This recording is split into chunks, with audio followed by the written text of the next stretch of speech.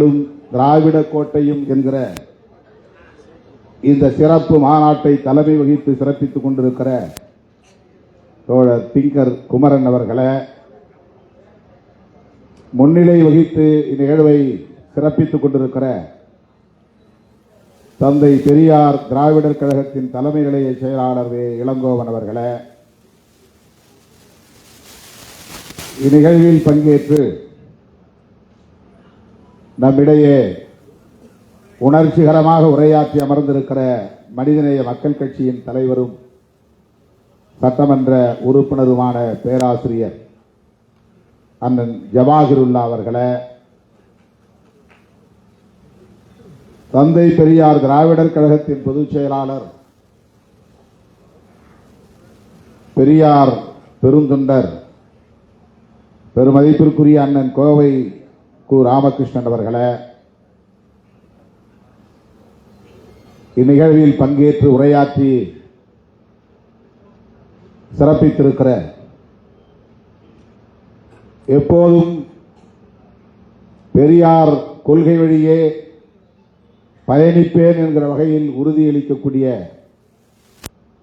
ஒரு சான்றாக இந்த நிகழ்விலே வந்து பங்கேற்று சிறப்பித்திருக்கிற தமிழ்நாடு கொங்கு இளைஞர் பேரவையின் தலைவர் மதிப்பிற்குரிய அண்ணன் தனியரசு அவர்களே, இந்நிகழ்வில் பங்கேற்று இதனை சிறப்பித்திருக்கிற தோழமை கட்சிகளை சார்ந்த தலைவர் பெருமக்களே, விடுதலை சிறுத்தைகள் கட்சியின் பொதுச் செயலாளரும் சட்டமன்ற உறுப்பினருமான தோழர் சிந்தனை செல்வன் அவர்களே, இதனை ஒருங்கிணைத்திருக்கிற தம்பி தாபேதிக மாநில மாணவர் அணி செயலாளர் வடக்கு மண்டல செயலாளர் அதர்மம் மனோஜ்குமார் அவர்களே, நன்றியுரை ஆற்றவிருக்கிற ஊடக செயலாளர் தோழர் ஜனா விஜய் அவர்களே, என்னுடன் வருகை தந்திருக்கிற விடுதலை சிறுத்தைகள் கட்சியின் முன்னணி பொறுப்பாளர்களே, அரங்கம் நிறைந்து காணப்படுகிற இந்நிகழ்வை சிறப்பித்துக் கொண்டிருக்கிற தந்தை பெரியாரின் கருத்தியல் வாரிசுகளே, என் உயிரின் உயிரான விடுதலை சிறுத்தைகளே, உங்கள் அனைவருக்கும் என்னுடைய பணிவார்ந்த வணக்கத்தை தெரிவித்துக் கொள்கிறேன். அனைவரின் பெயரையும் பெயர்களையும் இங்கே விழிக்க இயலவில்லை, பொறுத்தருள வேண்டுகிறேன். தந்தை பெரியார் திராவிடர் கழகம் இந்த முக்கியத்துவம் வாய்ந்த சூழலில், சட்டப்பேரவை தேர்தல் நெருங்கிக் கொண்டிருக்கிற சூழலில், சனாதன சக்திகள் இந்த மண்ணை ஆக்கிரமிக்க துடித்துக் கொண்டிருக்கிற சூழலில், பெரியாரின் அரசியலை எந்த சக்தியாலும் வீழ்த்த முடியாது என்பதை உறுதிப்படுத்தும் நோக்கில் இந்த சிறப்பு மாநாட்டை ஒருங்கிணைத்திருக்கிறது. இதிலே பங்கேற்று உரையாற்றக்கூடிய ஒரு வாய்ப்பை எனக்கு வழங்கியமைக்காக அண்ணன் கோவை கு ராமகிருஷ்ணன் அவர்களுக்கு என்னுடைய நெஞ்சார்ந்த நன்றியை முதலில் உரித்தாக்குகிறேன். பெரியார் அகில இந்திய அளவில், ஏன் சொல்ல போனால் அகில உலக அளவில் இன்றைக்கு மிக முக்கியமான ஒரு பேசுபடு பொருளாக விளங்குகிறார். அவர் எந்த அதிகாரத்திலும் இருந்ததில்லை. ஆட்சி அதிகார பீடத்தில் அமராமலேயே ஆட்சியில் இருந்தவர்களால் இருப்பவர்களால் வெகுவாக பேசப்படுகிற ஒரு பேராளுமையாக விளங்குபவர் தந்தை பெரியார். புரட்சியாளர் அம்பேத்கர் அவர்கள் கூட மிக பெரும் பொறுப்புகளில் இருந்திருக்கிறார். இந்திய ஆட்சி அதிகார பீடத்தில் அதிகாரம் வாய்ந்த பொறுப்பிலே இருந்து பணியாற்றி இருக்கிறார். அரசியல் நிர்ணய சபை உறுப்பினராக தேர்ந்தெடுக்கப்பட்டு அச்சபையில் அரசமைப்பு சட்டத்தை எழுதுவதற்கான குழுவின் தலைவராகவும் பொறுப்பேற்று பணியாற்றி இருக்கிறார். அப்படி புரட்சியாளர் அம்பேத்கர் அவர்களைப் போல அரசியல் தளத்தில் ஆட்சி அதிகாரத்தில் எந்த பொறுப்பையும் வகிக்காமல் இன்றைக்கு மிகப்பெரிய தாக்கத்தை அரசியல் களத்தில் ஏற்படுத்தி வருபவர் தந்தை பெரியார். அதுவே அவருக்குள்ள பெரும் சிறப்பு, அரும் சிறப்பு. ஒரு வார்டு கவுன்சிலராக கூட அவர் ஆக வேண்டும் என்று விரும்பியதில்லை. தமிழ்நாட்டின் முதலமைச்சராக பொறுப்பேற்கக்கூடிய அளவுக்கான சூழலும் அவரை தேடி வந்தது. ஆனாலும் அதை விரும்பவில்லை. அப்படி அதிகார வேட்கை இல்லாத ஒருவர் பதவிக்காக பொது வாழ்க்கைக்கு வந்து ஆசை வார்த்தைகளை பேசி அரசியல் செய்ய வேண்டும் என்கிற நோக்கமில்லாத ஒருவர் சாதிய அமைப்பால் பஞ்சமர்களைப் போல எந்த இழிவையும் அவமானத்தையும் சந்திக்காமல் சாதியை ஒழிக்க வேண்டும் என்று போராடிய ஒருவர் தந்தை பெரியார் மட்டும்தான். இது இந்திய அரசியலில் அவருக்குள்ள தனி சிறப்பு. அவர் செல்வந்தர் குடும்பத்தில் பிறந்தவர். ஓரளவுக்கு தகுதி, இந்து சமூக கட்டமைப்பிலே தகுதி உண்டு என்கிற ஒரு சாதிய அடையாளத்தோடு பிறந்தவர். அதாவது தமிழகத்தில் தொட்டால் தீட்டு கண்டால் தீட்டு என்கிற நிலையில் உள்ள சமூக அடையாளம் அவருக்கு இல்லை. சமூகத்தில் அவருக்கு மதிப்புண்டு என்கிற அளவுக்கான ஒரு சமூக அடையாளம், நாயக்கர் என்கிற சமூக அடையாளம். ஆகவே அவருக்கு எந்த இடத்திலும் கோவிலிலே நுழையக்கூடாது, குளத்திலே இறங்கக்கூடாது, செருப்பு அணியக்கூடாது என்கிற நெருக்கடிகள் இல்லை, கட்டுப்பாடுகள் இல்லை, அவமானங்கள் இல்லை, அவமதிப்புகள் இல்லை. அப்படிப்பட்ட ஒரு சமூக தகுதியுள்ள குடும்பத்தில் பிறந்தவர், பொருளாதார வசதி படைத்த குடும்பத்தில் பிறந்தவர், பல கோவில்களில் தர்மகர்த்தா பொறுப்பை வகித்த தந்தைக்கு மகனாக பிறந்தவர். இப்படிப்பட்ட சோசியல் ஸ்டேட்டஸ், சமூக தகுதி அவருக்கு உண்டு. அவர் விரும்பியிருந்தால் அந்த வாழ்வே சுகமானது என்று அப்படியே வாழ்ந்திருக்க முடியும். இன்னும் பொருளாதாரத்தை மேம்படுத்திக் கொள்வதற்கான தொழிலை, வணிகத்தை நாடி சென்றிருக்க முடியும். நிலகுலங்களும் அவருக்கு ஏராளம் இருந்தன. ஒரு நிலக்கிழார் குடும்பத்திலும் பிறந்தவர். அப்படிப்பட்ட ஒருவர் தனது இறுதி மூச்சு வரையில் பொது வாழ்விலே தன்னை ஒப்படைத்துக் கொண்டார் என்றால் அவருடைய உழைப்பையும் ஈகத்தையும் ஒருவன் உள்நோக்கத்தோடு கொச்சைப்படுத்துகிறான் என்றால் அவன் இந்த மண்ணில் தமிழனாக வாழ தகுதியற்றவன், மனிதனாக வாழ தகுதியற்றவன் என்றுதான் நாம் புரிந்து கொள்ள வேண்டும். அவருடைய உழைப்பை சந்தேகப்படுவது, அவருடைய நோக்கத்திற்கு களங்கம் விளைவிக்கக்கூடிய வகையில் கற்பிதமான கருத்துக்களை, அவதூறுகளை பரப்புவது மிகவும் அற்பமான ஒரு அரசியல். பொது வாழ்க்கைக்கு வரக்கூடிய பலர் ஏன் 199.99 விழுக்காடு பதவி ஆசை, ஆட்சி அதிகாரத்தின் மீது வேட்கை, அதன் மூலம் கிடைக்கிற புகழ், அதை ஒட்டி தம் மீது படுகிற வெளிச்சம், இவற்றுக்காகத்தான் பொது வாழ்க்கைக்கு வருகிறார்கள் என்பதை யாரும் மறுத்துவிட முடியாது. அப்படி எண்ணியிருந்தால் காங்கிரசிலேயே அவர் நீடித்திருக்க முடியும்.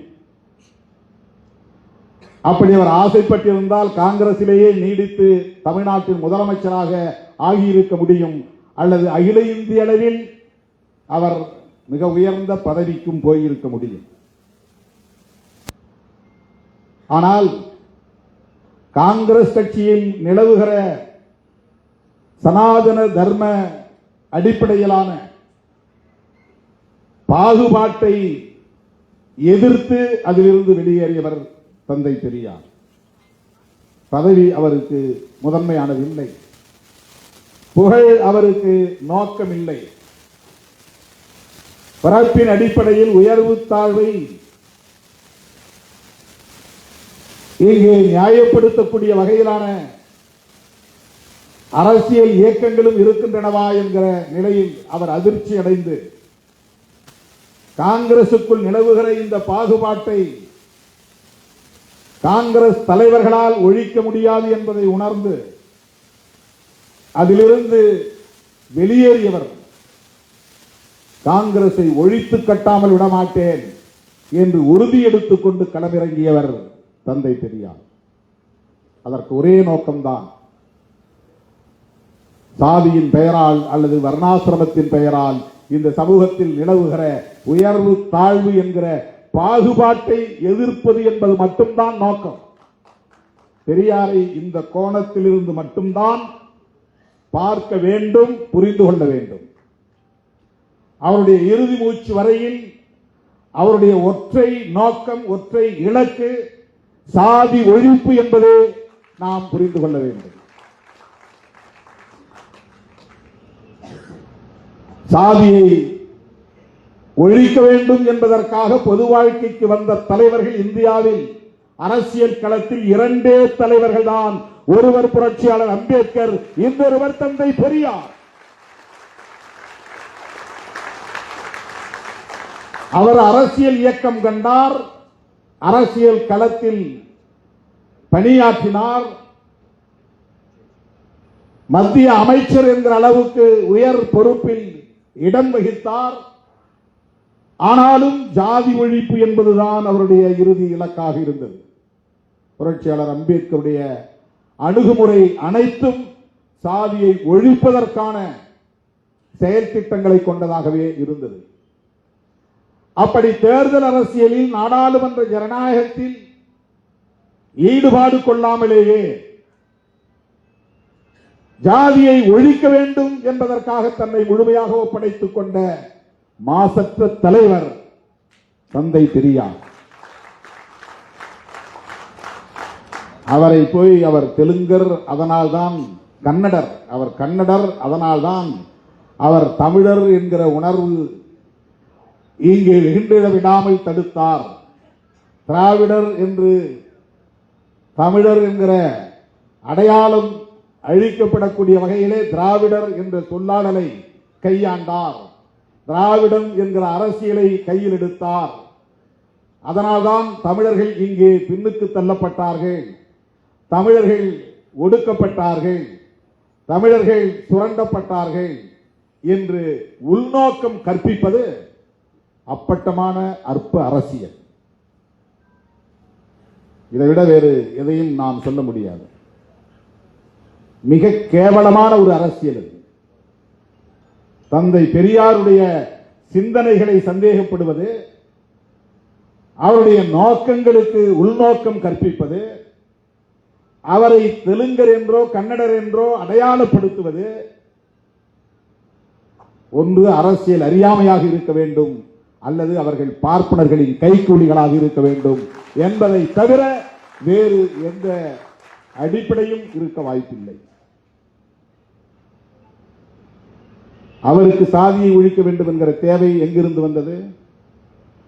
அம்பேத்கர் சொல்லுவதிலே ஒரு பொருள் இருக்கிறது, திருமாவளவன் சொல்லுவதிலே ஒரு பொருள் இருக்கிறது. தந்தை பெரியார் ஏன் சாதியை ஒழிக்க வேண்டும் என்று சொன்னார்?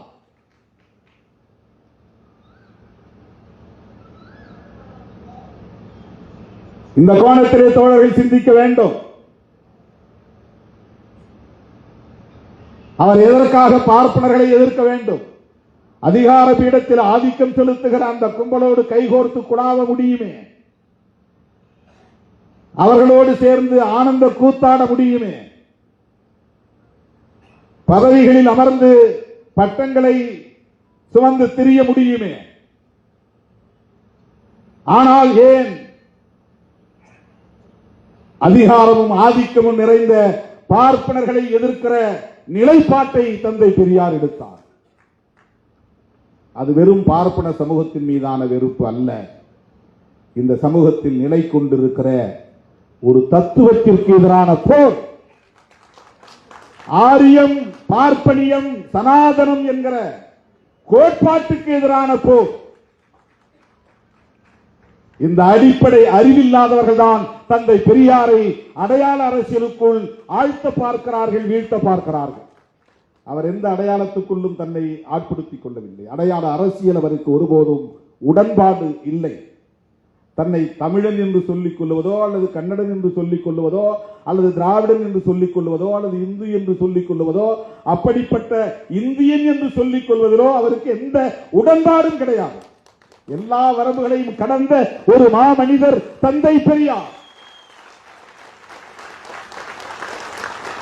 இந்த சில்லும்பிகளின் கற்பனைகளுக்கு ஆட்படாதவர் தந்தை பெரியார். உங்க கற்பனைக்கெல்லாம் அவர் பிடிபடவே மாட்டார். அவர் ஒரு உலகம் தழுவிய பார்வை கொண்டவர், தத்துவார்த்த அடிப்படையோடு சமூகத்தை அணுகியவர், கோட்பாட்டு அணுகுமுறைகளோடு செயல் திட்டங்களை வரையறுத்துக் கொண்டவர். எந்த நிலைப்பாட்டை எடுத்தாலும் அதில் சாதி ஒழிப்பு தான் அவரது இலக்கு. தமிழன் என்று பேசினாலும் மொழியால் தமிழன் என்கிற உணர்வல்ல, அதில் ஜாதி ஒழிப்பு இருந்தால், அந்த செயல் திட்டம் இருந்தால் அதை உயர்த்தி பிடித்தார். அவ்வளவுதான். நான் இந்த மொழிக்குரியவன் என்று ஒருபோதும் அவர் பெருமை பேசியதில்லை. நான் இந்த மதத்திற்குரியவன் என்று ஒருபோதும் அவர் அந்த வரலாற்று புனைவுகளை பெருமையாக முன்னிறுத்தியதில்லை. அவர் வெளிப்படையாகவே சொல்லுகிறார், எனக்கு மொழி அபிமானம் கிடையாது, எனக்கு இன அபிமானம் கிடையாது, எனக்கு தேச அபிமானமும் கிடையாது என்கிறார். இப்படி ஒரு தலைவர் 20ஆம் நூற்றாண்டிலே இந்தியாவில் தோன்றியது இவர் ஒருவர் மட்டும்தான்.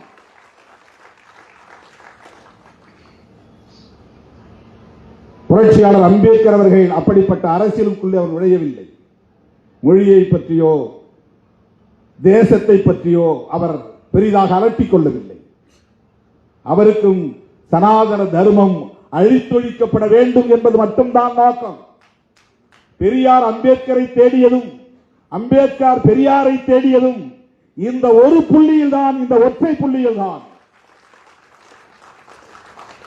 அம்பேத்கர் என்ன மொழி அடிப்படையிலே பெரியாருக்கு உறவினரா என்ன? தெலுங்கரா கன்னடரா? ஏன் அம்பேத்கரை பெரியார் தேடி போக வேண்டும்? அம்பேத்கர் மராட்டியர். உங்கள் மொழியிலே சொல்ல போனால் அவர் மராட்டியர். பெரியார் உங்கள் மொழியில் சொல்ல போனால் அவர் கன்னடர். அவர்களுக்கிடையிலே இந்த உறவு எப்படி உருவானது? மொழி அடிப்படையிலா அல்லது திராவிடம் என்கிற திராவிட தேசத்தின் அடிப்படையிலா? இல்லை. அவரும் பார்ப்பனியத்தை எதிர்த்து போராடுகிறார், இவரும் பார்ப்பனியத்தை எதிர்த்து போராடுகிறார். கொள்கை வழி உறவு, கோட்பாட்டு உறவு. இதை புரிந்து கொள்ள அந்த அற்பர்களால் முடியாது. இதற்கு ஒரு தத்துவார்த்த பார்வை தேவை. அந்த அரசியல் புரிதல் இருந்தால் மட்டும்தான் இவர்களை அறிந்து கொள்ள முடியும்.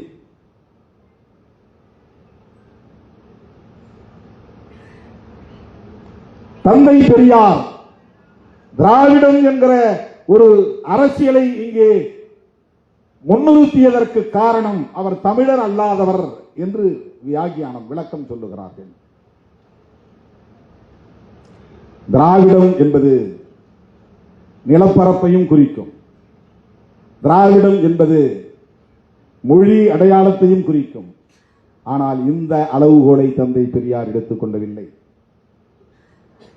ஐக்கியமாக அமைப்புகளை ஒருங்கிணைப்பதற்கு சென்னை மாகாணத்தில் உள்ள அனைவரும் தமிழ், மலையாளம், தெலுங்கு, கன்னடம், ஒடியா போன்ற மொழிகளை பேசக்கூடியவர்கள், சென்னை மாகாண எல்லைக்குட்பட்டவர்கள், அதை அண்டை பகுதியில் உள்ள சில இந்த மொழிகளை பேசக்கூடிய மக்கள், இவர்களை திராவிடர்கள் என்று அவர் அடையாளப்படுத்தியது கூட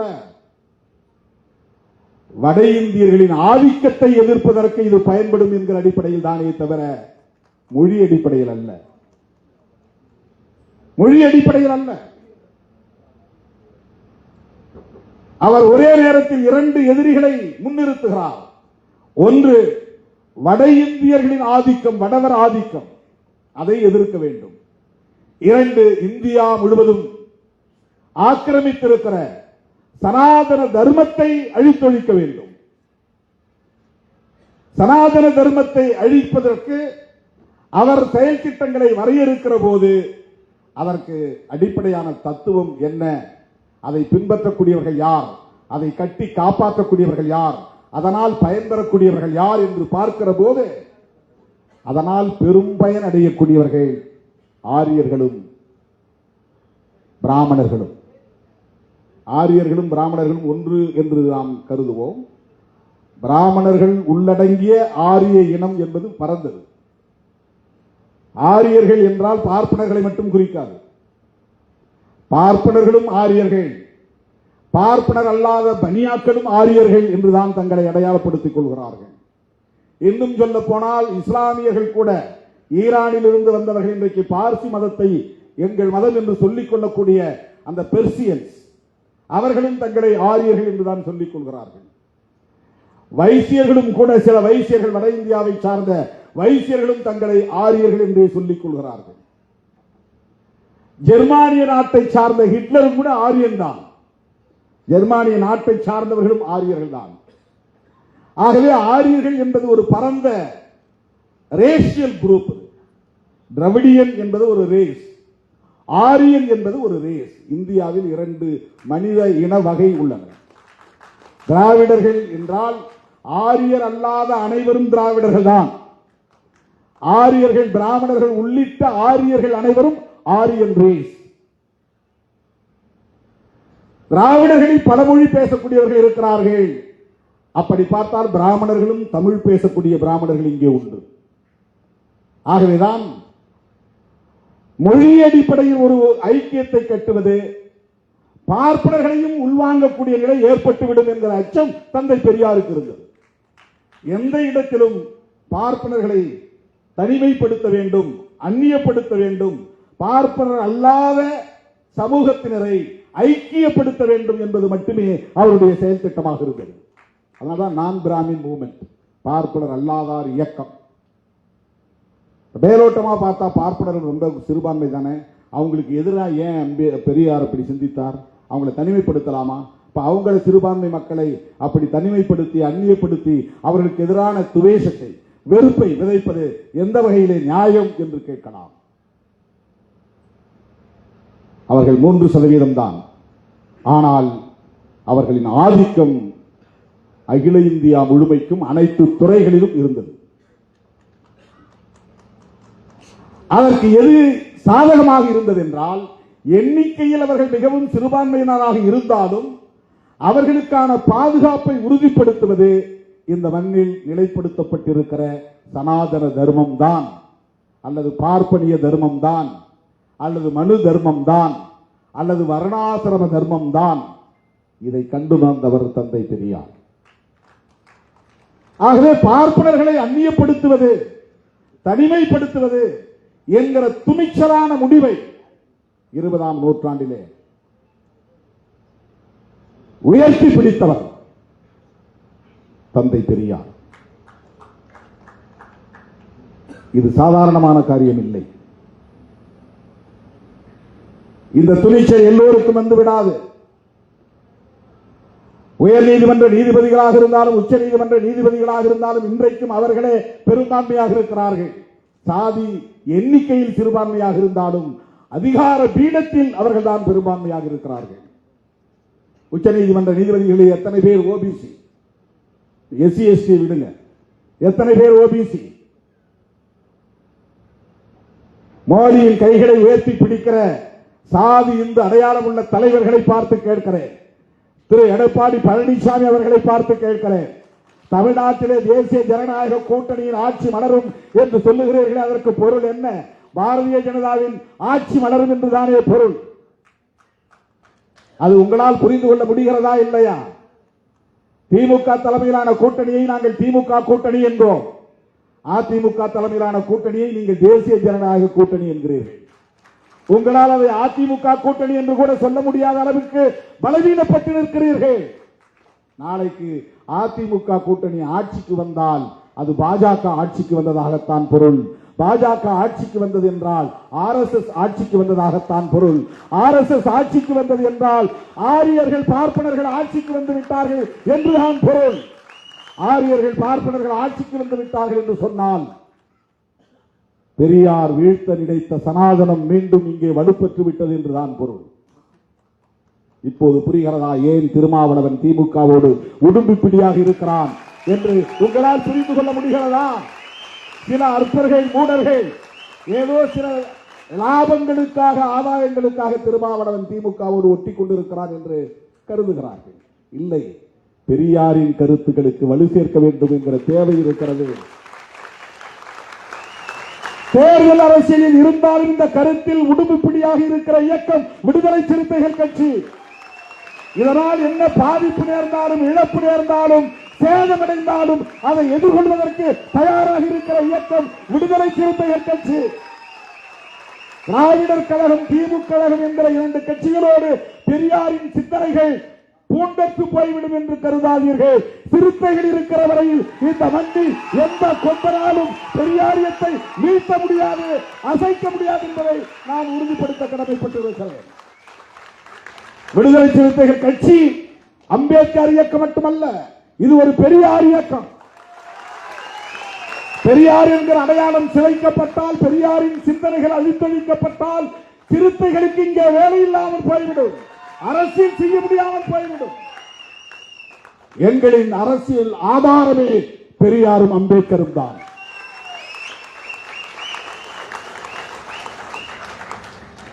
அந்த அரசியலுக்கு வேட்டு வைக்க பார்க்கிறார்கள். இது இன்றைக்கு நேற்றைக்கு நிகழ்ந்ததல்ல. பெரியார் வாழ்ந்த காலத்திலேயே பெரியாருக்கு நேருக்கு நேராகவே அவரை மிக கேவலமாக விமர்சித்திருக்கிறார்கள், எதிர்த்து அரசியல் செய்திருக்கிறார்கள். அவற்றை எல்லாம் ஒரு பொருட்டாகவே எடுத்துக் கொள்ளாதவர் தந்தை பெரியார். ஒரு சூத்திரன் பெரியார் மொழியில் சொன்னால், ஒரு ஓபிசி இன்றைய மொழியில் சொன்னால் அதர் பேக்வர்ட் கம்யூனிட்டி. கடலூரிலே அவர் பேசிக் கொண்டிருந்த போதே மலத்தை எடுத்து அவர் மீது வீசினான். தன் மீது மனித கழிவு வீசப்பட்டது என்பதை தெரிந்தும் கூட அதனால் ஆத்திரப்படாத தந்தை பெரியார், கோட்டம் கலைந்துவிடக் கூடாது, தன் உரை பாதியிலேயே நின்றுவிடக் கூடாது என்கிற பொறுப்புணர்வோடு தன் உடையில் போட்டியிருந்த ஜமுக்காலம் அந்த போர்வையை கொண்டு அந்த மலத்தை நரகளை மூடிக்கொண்டு பிறகு அரை மணி நேரம் பேசியிருக்கிறார். அவர்தான் பெரியார். பேசி முடித்த பிறகுதான் தன் மீது நரகள் வீசப்பட்டது என்பதை அவர் மற்றவர்களுக்கு சொல்லி இருக்கிறார். செருப்படுத்தி வீசியிருக்கிறார்கள், அழுகிய முட்டைகளை கொண்டு வீசியிருக்கிறார்கள். இவற்றையெல்லாம் எந்த பார்ப்பனரும் செய்யவில்லை.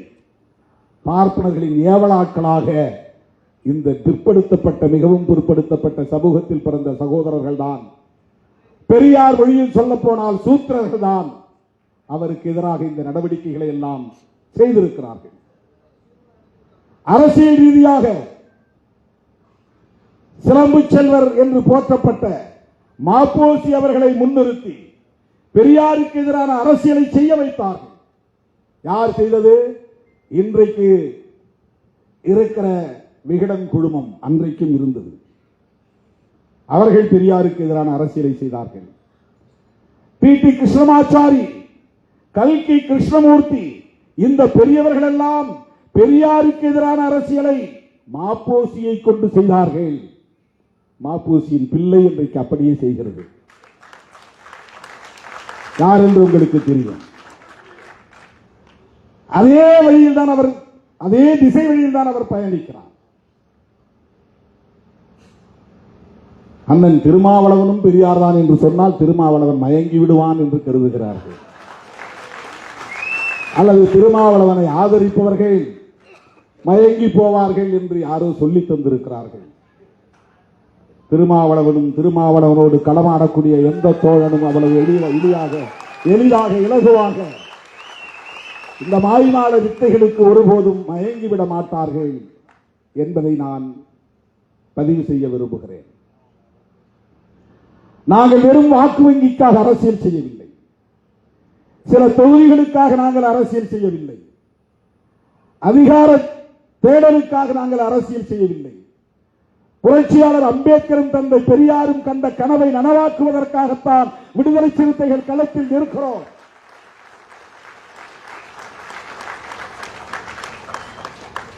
தேர்தல் நேரத்தில் கட்சியை கலைச்சிட்டு புதுசா பொறுப்பு போடக்கூடிய துணிச்சல் யாருக்காவது உண்டா?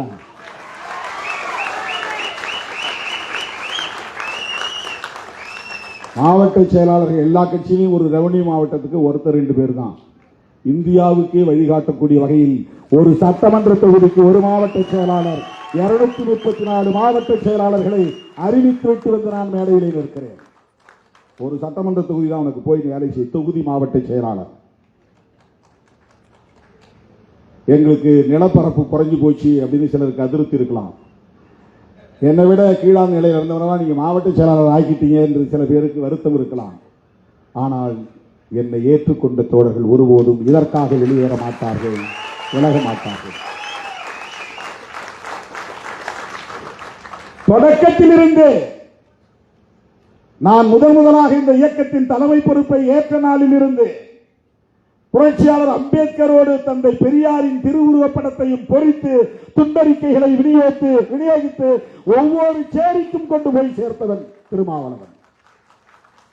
இன்றைக்கு நேற்றுக்கல்ல, அப்ப நான் தேர்தல் பாதையை கூடாதுன்னு சொன்ன காலம், 10 ஆண்டு காலம் தேர்தல் பாதை வேண்டாம் என்று அரசியல் செய்த நேரத்தில் பெரியாரை, புரட்சியாளர் அம்பேத்கரை, இருவரும் ஆசான்களை கொள்கை ஆசான்கள் என்று பிரகடனம் செய்தவன் திருமாவளவன்.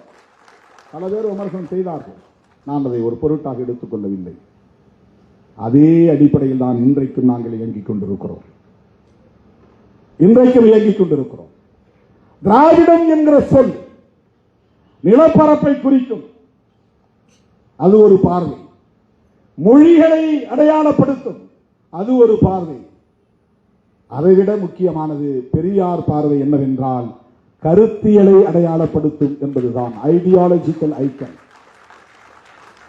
திராவிடம் என்பதை பெரியார் பார்வை கொண்டு ஒரு கருத்தியலாகத்தான் அணுக வேண்டும்.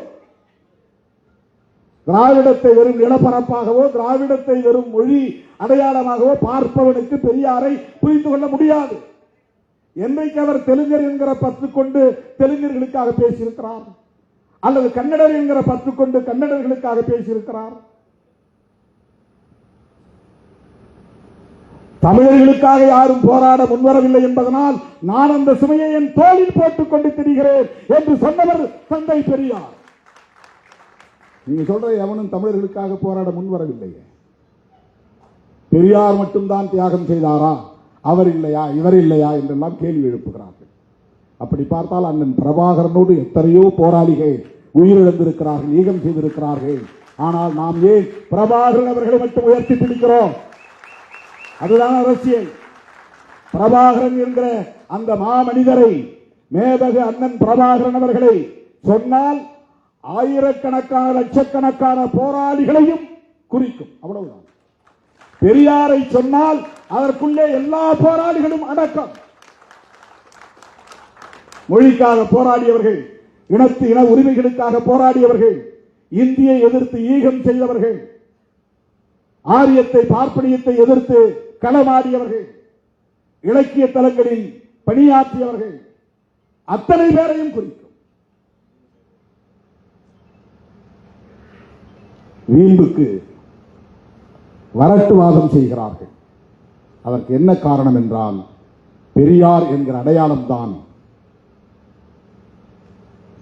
உத்தரப்பிரதேசத்திலும் தாக்கத்தை ஏற்படுத்துகிறது, பீகாரிலும் தாக்கத்தை ஏற்படுத்துகிறது. அகில இந்திய அளவிலும் உலக அளவிலும் இன்றைக்கு சுயமரியாதை குறித்த விவாதம் இன்றைக்கு உயர்த்தி பிடிக்கப்படுகிறது.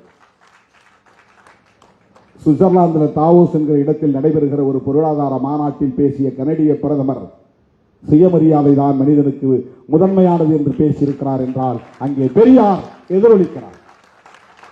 அரசியல் களத்தில் சுயமரியாதையை ஒரு பேசுவிடும் பொருளாக்கியவர் ஒரு விவாதத்திற்குரிய கோட்பாடாக மாற்றியவர். செல்ஃப் ரெஸ்பெக்ட் என்கிற இந்த சொற்றொடரை அரசியல் அரங்கில் புழக்கத்திற்கு கொண்டு வந்தவர், அறிமுகப்படுத்தியவர் தந்தை பெரியார். தோழர்களே, திராவிடம் என்பதை வெறும் மொழி அடையாளமாகவோ நிலப்பரப்பு என்கிற அடையாளமாகவோ தந்தை பெரியார் பார்க்கவில்லை. அது மதராஸ் மாகாணமாக இருந்த காலம். பிரிட்டிஷார் ஆட்சியில் இருந்தபோது Madras presidency, Bombay presidency, Kolkata presidency, central province, united province, இப்படி இந்தியாவில் பல மாகாணங்கள் பிரிட்டிஷ் ஆட்சி எல்லைக்குட்பட்ட பகுதிகள் இருந்தன. அதுதான் பிரிட்டிஷ் இந்தியா. திருவாங்கூர் சமஸ்தானம் அது சமஷ்டி, அது தனி ஆட்சி நிர்வாகத்தை கொண்டது. ஹைதராபாத் நிஜாம் தனி ஆட்சி நிர்வாகம் கொண்டது. மைசூர் மகாராஜா தனி ஆட்சி, அது ஒரு சமஸ்தானம். இதுபோல் எண்ணற்ற பல சமஸ்தானங்கள் இந்தியாவிலே உண்டு. ஜம்மு காஷ்மீரில் சமஸ்தானங்கள் இருந்தன, நூற்றுக்கணக்கான சமஸ்தானங்கள் இருந்தன. அவையெல்லாம் நேரடியாக பிரிட்டிஷ் ஆட்சி எல்லைக்குட்பட்டவை அல்ல. அப்படிப்பட்ட மாகாணங்களில் ஒன்றுதான் மதராஸ் மாகாணம். அந்த மதராஸ் மாகாணத்திற்குள் அப்போது ஆட்சி எல்லைக்குள்ளே இருந்த மக்கள் தெலுங்கு பேசினார்கள், மலையாளம் பேசினார்கள், தமிழ் பேசினார்கள், கன்னடம் பேசினார்கள். ஆகவே அவர்கள் ஒரே நிலப்பரப்புக்குள்ளே இருந்ததனால் தமிழ்நாட்டில் அனைத்து துறைகளிலும் அவர்களால் பங்கேற்க முடிந்தது, பங்களிப்பு செய்ய முடிந்தது. நாடு மொழி அடிப்படையில் பிரிந்த பிறகு யாரும் இங்கே தெலுங்கர்கள் குடியேறவில்லை. மொழிவாரி மாகாணம் பிரிந்த பிறகு மலையாளிகள் இங்கே குடியேறிவிடவில்லை. இன்றைக்கு வட இந்தியர்கள் குடியேறுகிறார்கள். தொழிலாளர்கள் என்கிற பெயரில் இங்கே வந்து அமர்கிறார்கள். மார்வாடிகள் விடுதலைக்கு பிறகு பல பேர் வந்திருக்கிறார்கள். மொழிவாரி மாகாணமாக பிரிக்கப்பட்ட பிறகு பல பேர் புலம்பெயர்ந்து வந்திருக்கிறார்கள். இது வேறு. ஆனால் மதராஸ் மாகாணமாக இருந்த போது இந்த மொழி பேசக்கூடிய அந்தந்த பகுதிகள் பிறகு ஆந்திராவாக, அதன் பிறகு முதலில் பிரிந்தது ஆந்திரா தான். மொழி அடிப்படையிலே ஒரு மாநிலம் உருவானது ஆந்திரா. அதன் பிறகுதான் கர்நாடகம், அதன் பிறகுதான் கேரளம். இப்படி மாநிலங்கள் பிரிந்தன. இந்த மாநிலங்கள் பிரிந்து போன எச்சம்தான் திரும்ப சென்னை மாகாணம் என்று அழைக்கப்பட்டது. ஏனென்றால் இது பழைய பேரு சென்னை மாகாணம் தான். வட இந்தியாவுக்கு போனால், டெல்லிக்கு போனால் மதராசி என்று சொன்னால் சென்னையிலிருந்து வந்தவன் என்று பொருள் அல்ல. இந்த பெரிய மாகாண பகுதியில் இருந்து வந்திருக்கிற ஆந்திரனையும் குறிக்கும், அதாவது தெலுங்கனையும் குறிக்கும், கன்னடனையும் குறிக்கும், மலையாளியையும் குறிக்கும், தமிழையும் குறிக்கும். மதராசி தான். மதராசி என்கிற சொல் இத்தனை பேரையும் குறிக்கிற சொல். இவர்கள் பிரிந்து போன பிறகு எஞ்சிய பெயர் சென்னை மாகாணம் என்பது. ஆகவே அதை தமிழ்நாடு என்று பெயர் சூட்ட கோரிக்கைகள் அவ்வப்போது எழுந்தன. அண்ணா ஆட்சியில் இருந்த காலத்தில் அதிகாரபூர்வமாக, சட்டப்பூர்வமாக தமிழ்நாடு என்று இதற்கு பெயர் சூட்டப்பட்டது. இது வரலாறு. ஆனால் பெரியாரும் அண்ணாவும் கலைஞரும் தமிழர்கள் இல்லை. அதனால்தான் இவர்கள் திராவிடர்கள் என்று தங்களை அடையாளப்படுத்திக் கொண்டார்கள். அதனால்தான் இவர்கள் திராவிடம் என்கிற அரசியலை உயர்த்தி பிடித்தார்கள். அண்ணாவையும் இவர்கள் விட்டு வைக்கவில்லை. அவரும் தெலுங்கு முதலியாராம். ஏன்னா அவங்க அம்மா பேரு பங்காரு அம்மையாராம். பங்காருனாக்க தெலுங்கு மொழி பேசக்கூடியவங்க தான் பேர் வைப்பாங்க. பங்காருனா தங்கம்னு அர்த்தம். தமிழ்ல தங்கம், தெலுங்குல பங்காரு. கலைஞர் ஆந்திராவிலிருந்து அங்க முன்னோர்கள் வந்தாங்களாம். திராவிடர் தலைவர் அத்தனை பேரையும் மொழி அடிப்படையில் அடையாளப்படுத்துகிறார்கள். அண்ணன் கோவைக்கு ராமகிருஷ்ணன் அவர்களையும் அப்படிதான் மொழி அடிப்படையில் அடையாளப்படுத்துகிறார்கள். ஆனால் தமிழுக்காகவும், தமிழ் ஈழத்திற்காகவும், விடுதலை புலிகளுக்காகவும் அவர் பட்ட பாடு, அவர் சந்தித்த சவால்கள், அவர் சந்தித்த நெருக்கடிகள், இன்னைக்கு பிரபாகரன் அவர்களின் பெயரை உச்சரிக்கக்கூடிய இந்த கற்றுக்குட்டிகளுக்கு தெரியுமா? காட்டு பூச்சலிடும் கற்றுக்குட்டிகளுக்கு கோவைக்கு ராமகிருஷ்ணன் அவர்களின் தியாகம் என்னவென்று தெரியுமா? விடுதலை புலிகள் தோழமை கழகம் என்ற ஒரு இயக்கத்தை ஆரம்பித்த போது இவர்கள் எல்லாம் எங்கிருந்தார்கள் என்று யாருக்கும் தெரியாது. எங்கோ டூயட் பாடிக்கொண்டிருந்தார்கள், எங்கோ ஷூட்டிங் நடத்தி கொண்டிருந்தார்கள். விடுதலை புலிகள் தோழமை கழகம். அப்பதான் நான் அவரை சந்திச்சேன். முதல்ல அண்ணன் வைகோ வீட்டில் தான் சந்திச்சேன். கோவைக்கு ராமகிருஷ்ணன் இவ்வளவு உயரம் தான், இவ்வளவு நெடு வளர்ந்துருக்கிறாரு. நாங்கள் ஸ்டூடெண்டா போயிருந்தப்பா கையை பிடிச்சி ஒரு வெளியே வரும்போது கையை பிடிச்சி வணக்கம் சொல்லிட்டு, நான் அது மாதிரி சட்டக்கல்லூரி மாணவன் அண்ணன் வைகோவை பார்க்கறதுக்காக ஒரு நிகழ்ச்சிக்கு தேதி வாங்குறதுக்காக வந்திருக்கிறேன் அப்படின்னு சொன்னேன். சரி போய் பாருங்கன்னு சொல்லிட்டு போனார். அந்த சந்திப்புன்னு எனக்கு நினைவு இருக்கிறது. 1987 அவர் வந்து அந்த எம்பி தொகுதியில் தேர்தலில் போட்டியிடும் போது விடுதலை புலிகள் தோழமை கழகம் சார்பில் 2-3 வண்டியில அந்த விடுதலை புலிகள் உடுப்போட, எப்படி புலிகள் அங்கே உடுப்பு உடுத்திருக்கிறாங்களோ அதே மாதிரி மிலிட்டரி உடை, அந்த உடையோட வந்து அவருக்கு தேர்தல் பணி செய்தார்கள். நான் அங்கே இருந்தேன். இப்போ அந்த வைகோ எம்பி தேர்தலில் போட்டியிட்டப்போ, லோக்சபா தேர்தலில், அந்த நாட்களில் இவர் சந்தித்த நெருக்கடிகள் இவர்கள் யாராவது சந்தித்தது உண்டா? இன்னைக்கு யாராவது சோசியல் மீடியாவில் எவனோ பேசலாம். பிக்ஸ் வந்த மாதிரி கையை கால உதறி கட்டிக்கிறாங்க. எல்லாம் கையை கால உதறிட்டு அடித்தொண்டையால காட்டு கூச்சலிட்டால் எல்லாம் மக்கள் ஏமாந்து விடுவார்கள் என்று கருதுகிறார்கள். கண்டவெல்லாம் பேசுறான், எவனோ பேசுறான், உள்நோக்கம் கற்பிக்கிறான். அவருக்கு என்ன தேவை வந்தது? தமிழர்களை வீழ்த்த வேண்டும் என்று, தமிழர்களை ஒடுக்க வேண்டும் என்று. அவர் என்ன பதவிக்கு ஆசைப்பட்டாரா? அம்பேத்கரை போய் பார்த்தா இங்க இருக்கிற தலித்துகள் நமக்கு ஓட்டு போடுவாங்க அப்படின்னு நினைச்சா போய் அம்பேத்கரை பார்த்தார்? நேரடியா போய் சந்தித்தார். மியான்மருக்கு வாங்க 2 பேரும் போவோம்னு சொல்லி 2 பேரும் போனாங்க. இன்னைக்கு மியான்மர், இன்னைக்கு பர்மா. அவர் எடுத்த முடிவுகளுக்கு அவ்வப்போது இங்கிருந்து பாராட்டுகளை தெரிவித்தவர் தந்தை பெரியார். அவர் மதம் மாறும்போது நீங்களும் வாங்க மதம் மாறுவோம் சொன்னார். அம்பேத்கர் அழைப்பு கொடுத்தார். இல்ல நீங்க போங்க, நான் வெளியே வந்துட்டேன்னா இந்த பசங்களை பேச முடியாது, சண்டை போட முடியாது, இவங்களை எதிர்த்து என்னால குரல் கொடுக்க முடியாது, நான் இங்க இருந்துகிட்டே பாத்துக்கிறேன், அவனா நானா பாத்துக்கிறேன் அப்படின்னு சொன்னவர் தந்தை பெரியார்.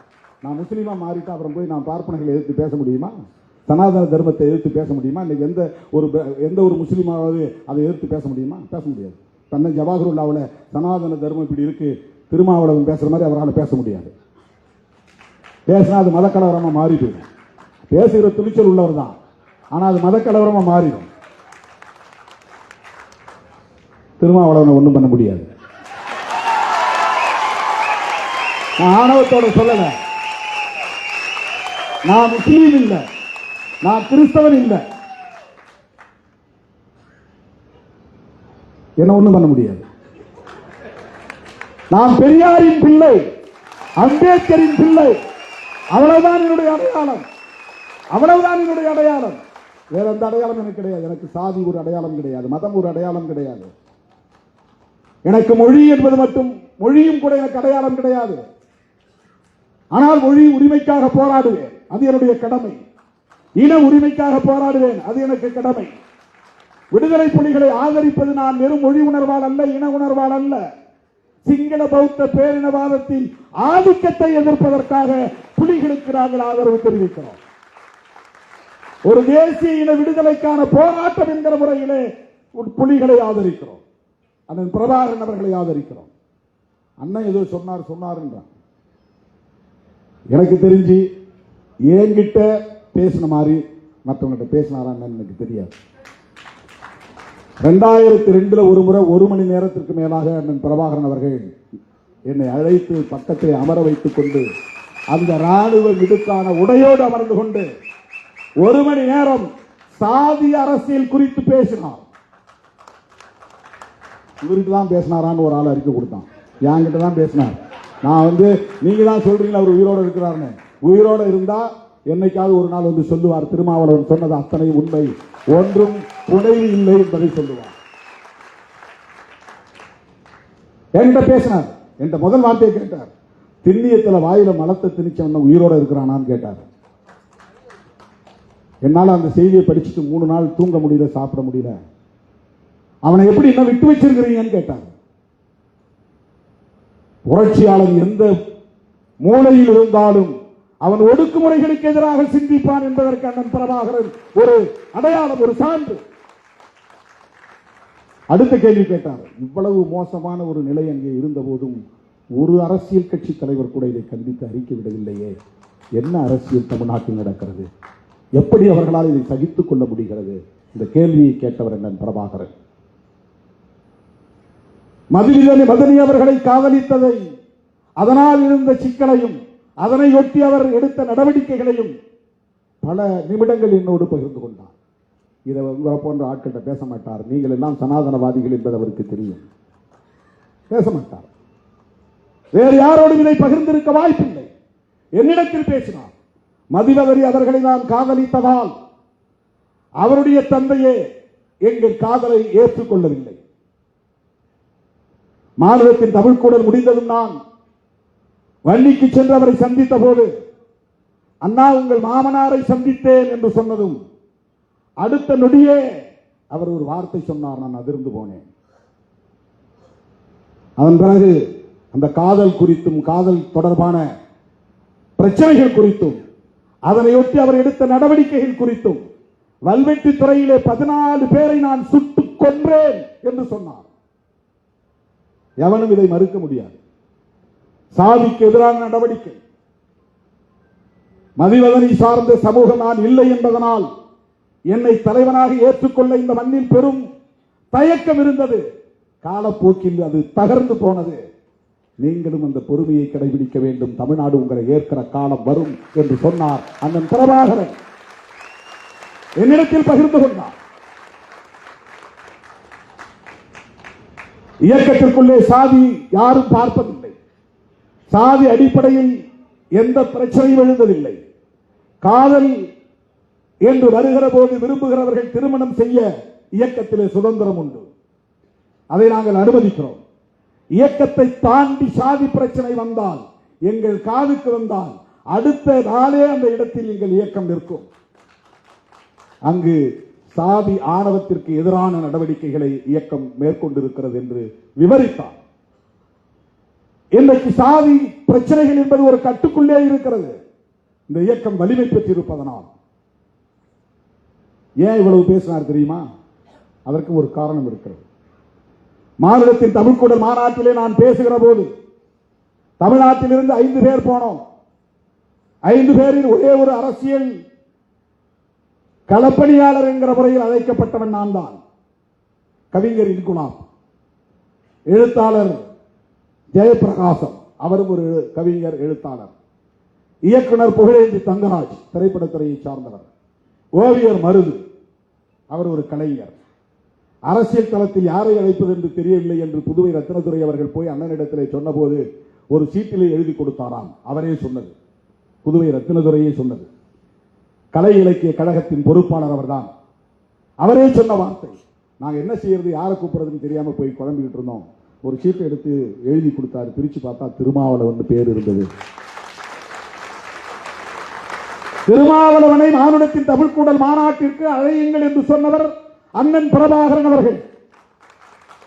அந்த மாநாட்டில் நான் பேசுகிற போது, அப்ப எனக்கு சரியான தலைவலி, எனக்கு சைனஸ் தலைவலி. வல்வெட்டி துறையெல்லாம் போயிட்டு வந்த உடனே மேடையில பேச சொல்லிட்டாங்க. பேசும்போது நான் சொன்னேன், புலிகளை பார்த்து நான் கேட்கிறேன், அண்ணன் பிரபாகரன் அவர்களுக்கு நான் ஒரு கோரிக்கை வைக்கிறேன். நீங்கள் இந்த யுத்தத்தில் வெற்றி பெற்று தமிழ் ஈழம் மலர்ந்தால் அந்த ஈழம் சாதியற்ற ஈழமாக இருக்குமா என்கிற கேள்வியை எழுப்பினேன். இன்றைக்கு பெரியாரை பற்றி ஆழமாக படிக்கிற போது அவற்றையெல்லாம் படிக்காத நிலையில் பெரியாரை போல் திருமாவளவனும் சிந்தித்திருக்கிறானே என்று நான் எனக்குள் பெருமைப்பட்டுக் கொண்டேன். ஏனென்றால் அவர் எந்த நிலை எடுத்தாலும் சாதி ஒழிப்பை மட்டுமே முன்னிறுத்தி நிலைப்பாட்டை எடுத்திருக்கிறார் தந்தை பெரியார். அதுதான் ரொம்ப முக்கியமான. அப்ப ஈழம் விடுதலை அடைந்தால் அந்த ஈழத்தில் சாதி இருக்குமா இருக்காதா அந்த கேள்வி எழுப்பி நான் சொன்னேன். இங்கிருந்து அயல் நாடுகளுக்கு போனவர்கள் நிலபுலத்தை விட்டுவிட்டு போயிருக்கிறார்கள், ஆடு மாடு உள்ளிட்ட கால்நடைகளை விட்டுவிட்டு போயிருக்கிறார்கள், உற்றார் உறவினர்களை விட்டு போயிருக்கிறார்கள். ஆனால் சாதியை விட்டு போயிருக்கிறார்களா என்று தெரியாது. அவர்கள் திரும்பும் போது சாதியோடே வந்தால் தமிழீழம் என்னவாகும் என்ற கேள்வியை எழுப்பியவன் திருமாவளவன். 2002 விடுதலை புலிகளின் மாநாட்டில், மானுடத்தின் தமிழ்க்கூடல் மாநாட்டில் மலரப்போகும் தமிழீழத்தில் சாதி இருக்குமா இருக்காதா என்ற கேள்வியை எழுப்பினேன். நான் பேசி முடித்தவுடன் ஆவேசத்தோடு வந்து அண்ணன் புதுவை ரத்தினதுரை அவர்கள் என் கையில் இருந்த ஒளிவேங்கியை பிடித்து பிடுங்கி பேசினார். எங்கள் தலைவர் பிரபாகரன் சாதி ஒழிப்புடன் கூடிய தமிழீழத்தை வென்றெடுக்கவே போராடுகிறார்.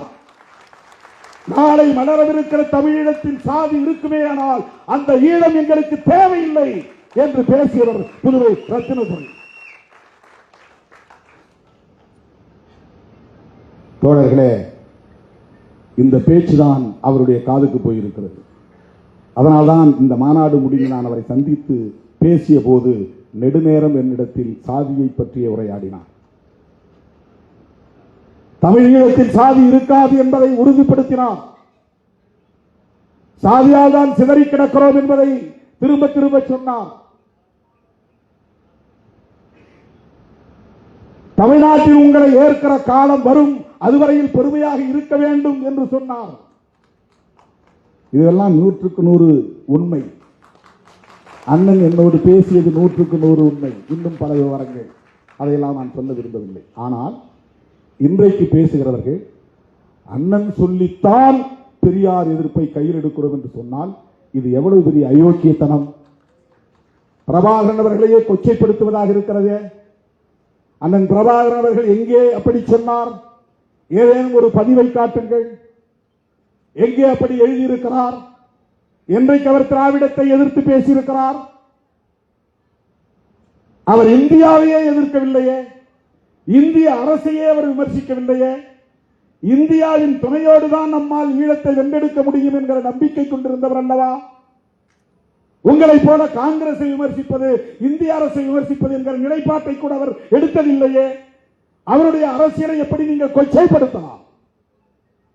குருமூர்த்தி சொன்னார் என்று சொல்லிக் கொள்ளுங்கள்.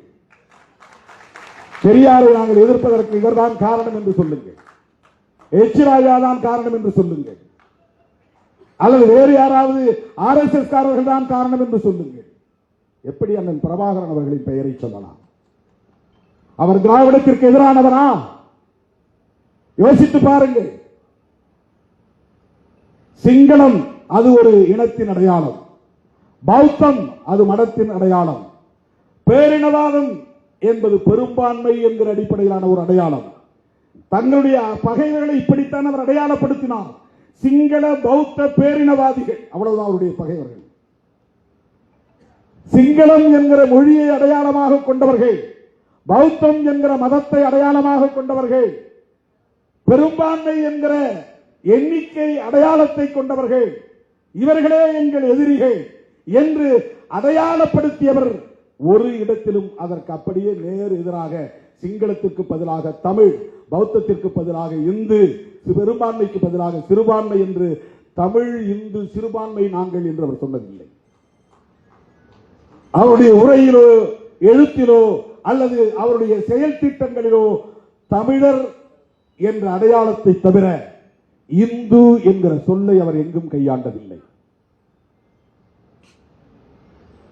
இந்து என்கிற சொல்லை கையாளாதவர், அப்படி ஒரு அடையாளத்தை ஏற்க விரும்பாதவர், அதன் அடிப்படையில் இந்தியாவில் இருக்கிற இந்து மதவாதிகளின் ஆதரவை விரும்பாதவர், அந்த அடிப்படையில் பிஜேபி RSS போன்றவர்களின் தயவை நாடாதவர் எப்படி உங்கள்கிட்ட போய் இப்படி சொல்லியிருப்பார் திராவிடம் நமக்கு எதிரானது என்று?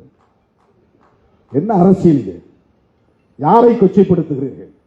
உங்கள் பிழைப்புவாதத்திற்காக யாரை வேண்டுமானாலும் பயன்படுத்திக் கொள்ளுங்கள். அண்ணன் பிரபாகரனை எப்படி தவறாக பயன்படுத்துவதை நாங்கள் வேடிக்கை பார்க்க முடியாது. பிரபாகரன் ஒட்டுமொத்த தமிழகத்திற்குமானவர், எல்லோருக்குமானவர். 1983 இருந்து 2009 வரையில் மாணவ பருவத்திலிருந்து இந்த இயக்கத்தின் தலைவனாக வந்த காலத்து வரையில் ஈழப் பிரச்சனையில் ஈடுபாடு கொண்டவன் திருமாவளவன், களமாடியவன் திருமாவளவன், பல போராட்டங்களில் பங்கேற்றவன் திருமாவளவன். நீங்கள்லாம் 2009 பின்னால வந்த கற்றுக்குட்டிகள். உங்களுக்கு என்ன தெரியும்? என்ன அரசியல் தெரியும்? ஈழம் குறித்து உங்களுக்கு என்ன தெரியும்? ஈழ விடுதலையை பற்றி உங்களுக்கு என்ன தெரியும்? நீங்கள் பேசுவது தமிழ் தேசியமா? எது தமிழ் தேசியம்? தமிழ் தேசியம் என்றால் என்ன? வெறும் மொழி உணர்வா? வெறும் இன உணர்வா? வெறும் நிலப்பரப்பு பாதுகாப்பா? தமிழ் தேசியத்தின் உண்மையான எதிரி என்பது வெளிப்படையாக சொல்ல விரும்புகிறேன், கருத்தியல் புரிதலுக்காக சொல்ல விரும்புகிறேன். தமிழ் தேசியத்தின் எதிரியை இந்திய தேசியமாகத்தான் இருக்க முடியும். தெலுங்கு தேசியமோ மலையாள தேசியமோ இருக்க முடியாது. இந்திய தேசியத்தை எதிர்க்கிற அரசியல் தான் தமிழ் தேசிய அரசியல். ஏனென்றால் இந்திய தேசியம் என்பது மொழிவழி அடிப்படையான தேசியத்தை ஒருபோதும் ஏற்காது. மொழிவழி அடிப்படையில் மாநிலங்கள் பிரிப்பதை கூட ஒத்துக்கொள்ளாது. அப்படி பிரிவது பிராந்தியவாதத்தை வளர்க்கும் என்று நம்பக்கூடியவர்கள், பிரிவினைவாதத்தை வளர்க்கும் என்று நம்பக்கூடியவர்கள், மத அடிப்படையில் இந்தியாவை ஒரே தேசமாக ஆக்க வேண்டும் என்பதுதான் ஆர்எஸ்எஸ் திட்டம். காங்கிரஸ் பேசிய இந்திய தேசத்திற்கும் பிஜேபி பேசுகிற இந்திய தேசத்திற்கும் ஒரு வேறுபாடு உண்டு. காங்கிரஸ் வெறும் நாட்டின் அடையாளத்தை அடிப்படையாக கொண்டது. நாம் அனைவரும் இந்திய தேசவாதிகள், அதனால் இந்தியர்கள். இதுதான் காங்கிரஸ் வைத்த தேசியவாதம். நீ தமிழ் பேசினாலும் சரி, மலையாளம் பேசினாலும் சரி, மராத்தி பேசினாலும் சரி, குஜராத்தி பேசினாலும் சரி, நீயும் இந்தியன் நானும் இந்தியன், வெள்ளையடை வெளியேற்ற போராடுவோம் வாருங்கள். இது காங்கிரஸ் முன்வைத்த தேசியவாதம். பிஜேபி முன்வைக்கிற தேசியவாதம் அப்படி அல்ல. பிரிட்டிஷாரை எதிர்ப்பதனுடைய நோக்கம் இல்லை. ஏனென்றால் பிரிட்டிஷார் இல்லை. ஆனால் ஒரு தேசத்தை கட்ட வேண்டும்.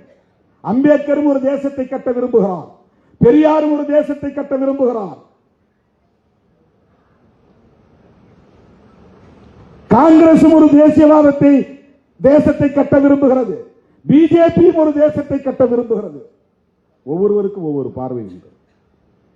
அம்பேத்கர் எப்படிப்பட்ட தேசத்தை கட்ட விரும்பினார் என்றால், அவர் விரும்பியது பௌத்த இந்தியாவை கட்டமைக்க வேண்டும் என்பது. பௌத்தம் என்பது மதத்தின் அடிப்படையில் அல்ல. அம்பேத்கர் சொல்வது பௌத்த இந்தியா என்றால் சமத்துவ இந்தியா என்பதுதான் அம்பேத்கரின் தேசியவாதம். அவருடைய தேசியவாதம் சமத்துவ தேசியவாதம். இந்தியாவில் பிறப்பின் அடிப்படையில் உயர்வு தாழ்வு இருக்கக்கூடாது. இந்தியாவுக்கு மதம் இருக்கக்கூடாது. இந்த அரசு ஒரு மதசார்பற்ற அரசு. ஆகவே மதச்சார்பின்மை என்பதை முதன்மை கோட்பாடாக உயர்த்தி பிடித்தவர் புரட்சியாளர் அம்பேத்கர் அவர்கள். இது எவ்வளவு பெரிய துணிச்சல்! உலகத்தில் எல்லா நாடுகளுக்கும் ஸ்டேட் ரிலிஜன் உண்டு.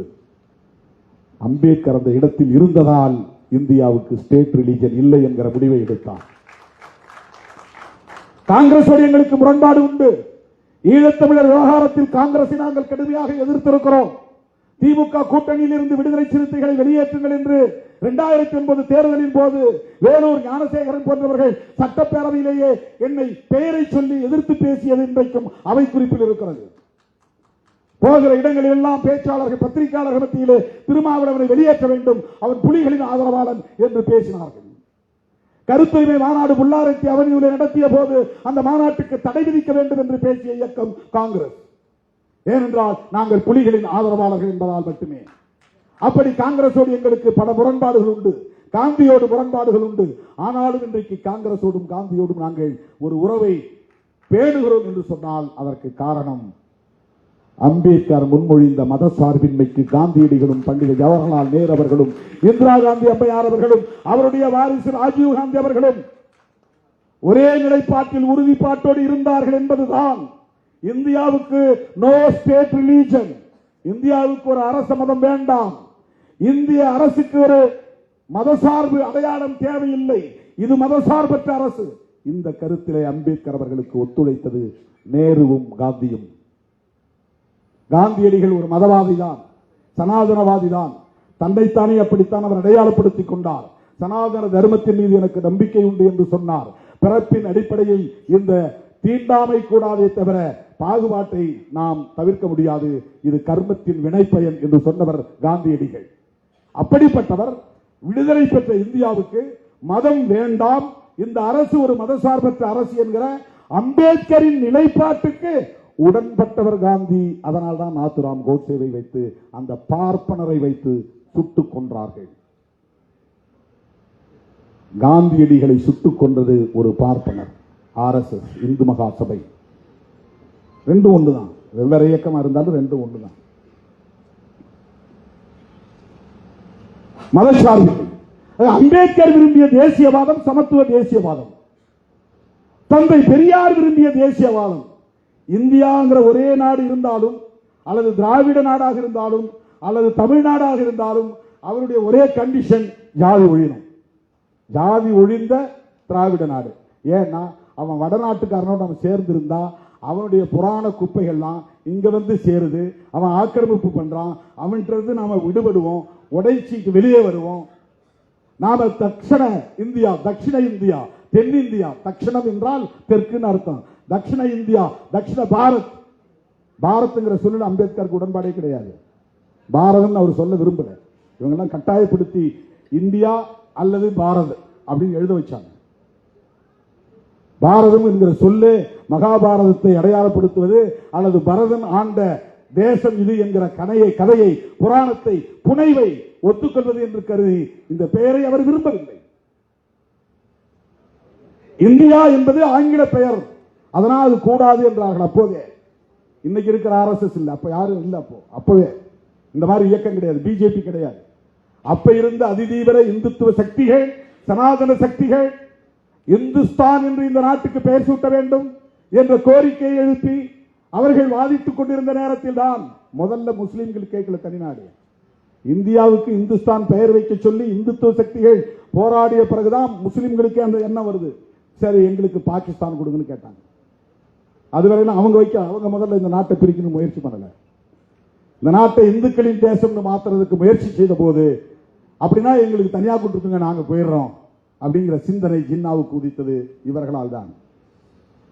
ஆக அம்பேத்கர் பேசிய தேசியவாதம் சமத்துவ தேசியவாதம், பெரியார் பேசிய தேசியவாதம். ஒரு கட்டத்தில் தமிழ்நாடு தமிழருக்கேங்கிறார், இன்னொரு கட்டத்தில் திராவிட நாடு கோரிக்கை வைக்கிறார், இன்னொரு கட்டத்தில் இந்தியாவில் பார்ப்பனர்கள் தவிர அத்தனை பேரும் திராவிடர் ராயா, சாதி ஒழிப்பை ஏற்றுகிறவங்க எல்லாம் ஒன்னா சேருவாங்க அப்படின்னு சொன்னார். சாதி ஒழிப்பை ஏற்றுகிறவன், பார்ப்பனியத்தை எதிர்க்கிறவன், ஆரியத்தை எதிர்க்கிறவன், சனாதன தர்மத்தை எதிர்க்கிறவன், பார்ப்பன ஆதிக்கத்தை எதிர்க்கிறவன் அவ்வளவு பேரும் ஒன்னா சேருவாங்க, அகில இந்திய அளவில் ஒன்னா சேருவாங்க. இதுதான் பெரியார், இதுதான் பெரியார். அவருக்கு மொழி அடையாளம் கிடையாது, அவருக்கு மதம் அடையாளம் கிடையாது. பார்ப்பனர்கள் மீது தனிப்பட்ட முறையில் ஒரு குறிப்பிட்ட சாதியின் மீது வெறுப்பு கிடையாது. அவர்களின் ஆதிக்கத்தை எதிர்க்க வேண்டும். ராஜாஜி முதலமைச்சராக இருந்த போது மொத்தமே 8 அமைச்சர் தான், பேரவைத் தலைவர், அப்புறம் மேலவைத் தலைவர், இந்த மாதிரி மொத்தம் 10 பேர். அந்த 10 பேர்ல 6 பேர் பார்ப்பனர்கள். அமைச்சரவையில் 6 பேர் பார்ப்பனர்கள். அந்த அளவுக்கு ஆதிக்கம் இருந்தது. எந்த துறையை எடுத்துக்கொண்டாலும் பார்ப்பனர்கள். நீதித்துறையாக இருந்தாலும், நிர்வாகத்துறையாக இருந்தாலும், பத்திரிகை துறையாக இருந்தாலும், அத்தனை துறைகளிலும் பார்ப்பனர்களின் ஆதிக்கமே கொட்டமடித்தது. பள்ளி கல்வி ஆசிரியர்கள் நியமனத்தில் பார்ப்பனர்கள், கல்லூரி பேராசிரியர்கள் நியமனத்தில் பார்ப்பனர்கள், துணைவேந்தர்கள் நியமனத்தில் பார்ப்பனர்கள்.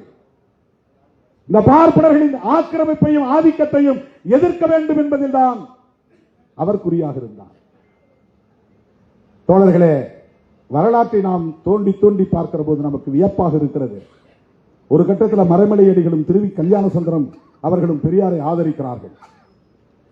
எப்போனா மகாபாரதத்தையும் ராமாயணத்தையும் கடுமையாக விமர்சிக்கிறார். கவனமாக கேளுங்க, இதெல்லாம் ரொம்ப முக்கியமான அரசியல். ஏனென்றால் சனாதன சக்திகள் நாளுக்கு நாள் இங்கே வலுப்பெற்று வருகிறார்கள். அதற்கு காரணம் மாப்போசியின் வாரிசுகள் மறுபடியும் இங்கே வலுப்பெற்று விட்டார்கள். அதுதான் அடிப்படை. மாப்போசி பெரியவர் தான், அவருடைய தியாகமும் போற்றுதலுக்குரியதுதான். ஆனாலும் அவர் அன்றைக்கு பார்ப்பன ஆதிக்கத்தை எதிர்க்காமல் மொழி அடிப்படையிலே தனித்தமிழ் அரசு வேண்டும் என்ற கோரிக்கையை முன்வைத்தவர், மறந்துவிடக் கூடாது. அவருக்கு இந்துத்துவ எதிர்ப்போ, பார்ப்பன ஆதிக்க எதிர்ப்போ அல்லது பார்ப்பனிய கோட்பாட்டு எதிர்ப்போ அவருக்கு இல்லை. இதுதான் பெரியார் மாறுபடுகிறார், இதுதான் அவர் வேறுபடுகிறார். பெரியார் ராமாயணத்தை எதிர்த்த போது, பெரியார் மகாபாரதத்தை எதிர்த்த போது ஆதரித்த மறைமலையடிகள், திருவி கல்யாண சுந்தரம் போன்றவர்கள் தன்னை ஆதரிக்கிறார்கள் என்று இவரும் மகிழ்ச்சியில் இருந்தார். அதன் பிறகு அவருக்கு புரிஞ்சிட்டு எப்படின்னா, சைவம் ஒரு கட்டத்தில் மகாபாரதத்தையும் ராமாயணத்தையும் எதிர்க்கிற முயற்சி எடுத்தது. இவர்கள் தங்களை சைவர்களாக உணர்ந்து கொண்டு சைவ இலக்கியங்களுக்கு வலு தேடுவதற்காக நம்முடைய இந்த எதிர்ப்பை அவர்கள் ஆதரிக்கிறார்கள் அப்படின்னு புரிந்து கொண்டு சைவ இலக்கியங்களை விமர்சிக்க தொடங்கினார். தேவாரம், பன்னிரு திருமுறை, ஆழ்வார்களுடைய பாசுரங்கள், இவற்றையெல்லாம் கடுமையாக விமர்சிக்க தொடங்கினார். உடனே மறைமலை இடைகளும் திருவிக்காவும் பின்வாங்கிக் கொண்டார்கள். பெரியாரை விமர்சிக்க தொடங்கிட்டாங்க. இந்த அரசியலை புரிஞ்சுங்க. பெரியார் எப்படி செயல்பட்டார் என்பதற்கு இது ஒரு சான்று.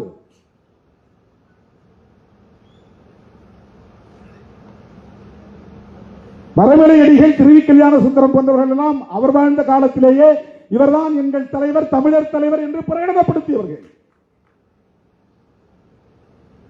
அந்த காலத்தில் மிகப்பெரிய ஆளுமைகளாக இலக்கிய தலங்களிலும் அரசியல் தலங்களிலும் சமூக பண்பாட்டு தலங்களிலும் விளங்கியவர்கள்.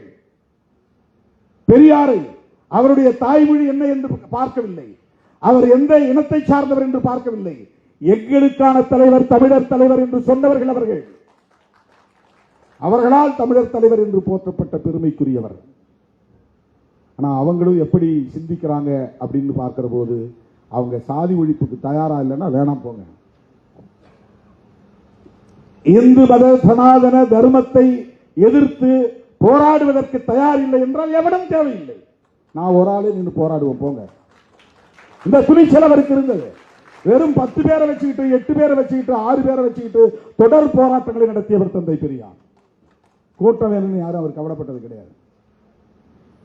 செய்தி ஆகணும், பத்திரிகைகளை பெருசா வரணும், டிவி டிபேட்ல வரணும் அவர் ஆசைப்பட்டது கிடையாது. அதில் அவர் இன்பம் அடைந்தது இல்லை. எவன் தன்னை ஏற்றுக்கொண்டான், எவன் தன்னை அங்கீகரித்திருக்கிறான் என்பதை பற்றி கவலைப்படாத ஒரு ஆளுமை. யார் விமர்சிக்கிறான், யார் நம்மை அவதூறு பரப்புகிறான் என்பதை பொருட்படுத்தாத ஒரு ஆளுமை. இதெல்லாம் மிக மிக மிக மிக அபூர்வம். இப்படிப்பட்ட ஒரு தலைமை தோன்றுவது, இப்படிப்பட்ட ஒரு ஆளுமை தோன்றுவது மிக மிக அபூர்வம். அறிவிலும் அறிவு. அவருடைய சிந்தனைக்கு, அவருடைய முயற்சிக்கு, அவருடைய உழைப்புக்கு, அவருடைய தியாகத்திற்கு இன்றைக்கு களங்கம் கற்பிக்க முயற்சிக்கிறார்கள். தோழர்களே, பெரியார் கண்ட தேசியவாதம் சுயமரியாதை தேசியவாதம். அப்படின்னா அதை நம்ம அடையாளம் காணணும். அவர் இந்தியா ஒரு சுயமரியாதை உள்ள இந்தியாவாக, சுயமரியாதைன்னா சமூக நீதி, சமூக நீதினா சமத்துவம், அவ்வளவுதான். பெரியாரும் அம்பேத்கரும் கனவு கண்ட இந்தியா சமத்துவ இந்தியா. அவர்கள் முன்மொழிந்த தேசியவாதம் சமத்துவ தேசியவாதம், அவ்வளவுதான். மொழி உணர்வு அடிப்படையில், இன உணர்வு அடிப்படையில் அவர் நாங்க தமிழ அப்படின்லாம் அவர் பராக்கிரமத்தை காட்டவில்லை. அப்படி யாருக்கும் அவருக்கு நாடகம் ஆட வேண்டும்ங்கிற தேவையில்லை. யாரையும் ஏமாற்ற வேண்டும் என்கிற அவசியம் அவருக்கு இல்லை. சராசரி அரசியல் கட்சிகளை சொல்லணும்னா நீங்க அப்படி சொல்லலாம். இப்ப அண்ணா ஒரு அரசியல் கட்சி நடத்தினார், கலைஞர் ஒரு அரசியல் கட்சி நடத்தினார். அவர்கள் பேசுறது ஒரு உள்நோக்கம் இருக்குன்னு நீங்க முயற்சித்தால் கூட பெரியாரை எப்படி நீங்கள் எப்படி உள்நோக்கம் கற்பிக்க முடியும்? எதற்காக அவர் வேஷமிட வேண்டும்? எதற்காக இங்கே மக்களை அவர் தமிழர்களை ஏமாற்ற வேண்டும்? என்ன தேவை இருந்தது? எந்த வாரிசுகளுக்காக அவர் சொத்து சேர்க்க விரும்பினார்? அவருடைய நோக்கத்தை களங்கப்படுத்துவது எந்த வகையிலே நியாயமானது? ஒரே வகையில் தான். என்னத்துக்காக பண்றாங்கன்னா, பார்ப்பனர்களை திருப்திப்படுத்துகிறார்கள், அவ்வளவுதான். ஆரியர்களை திருப்திப்படுத்துகிறார்கள், அவ்வளவுதான். அவர்கள் எழுதி தருகிற அஜெண்டா படி செயல்படுகிறார்கள், அவ்வளவுதான். இது ரொம்ப சிம்பிளா நீங்க புரிஞ்சுக்கணும். எவன் ஒருத்தன் பிஜேபி எதிர்க்கிறது தயங்குறானோ அவன் அவர்களால் உருவாக்கப்பட்டவன் என்று பொருள். எவன் ஒருவன் மோடி அரசை எதிர்க்க விமர்சிக்க தயங்குகிறானோ அவன் அவர்களால் வளர்க்கப்படுகிறவன் என்று பொருள், அவ்வளவுதான். உனக்கு ஏன் தயக்கம்? இந்த 11 வருஷத்தில் நீ என்ன சாதித்து விட்டாய்? இந்த 4.5 ஆண்டுகால திமுக அரசை விமர்சிக்கிற மோடி அவர்களை பார்த்து நான் கேட்கிறேன், இந்த 11 ஆண்டுகால ஆட்சியில் நீங்கள் என்ன சாதித்து கிழித்திருக்கிறீர்கள்? சொல்லுங்கள். விலைவாசி உயர்வு. இன்றைக்கு தங்கம் ஒரு கிராம் எவ்வளவு? ஒரு சவரன் 1.25 லட்சம். எதனால் ஏற்பட்டது?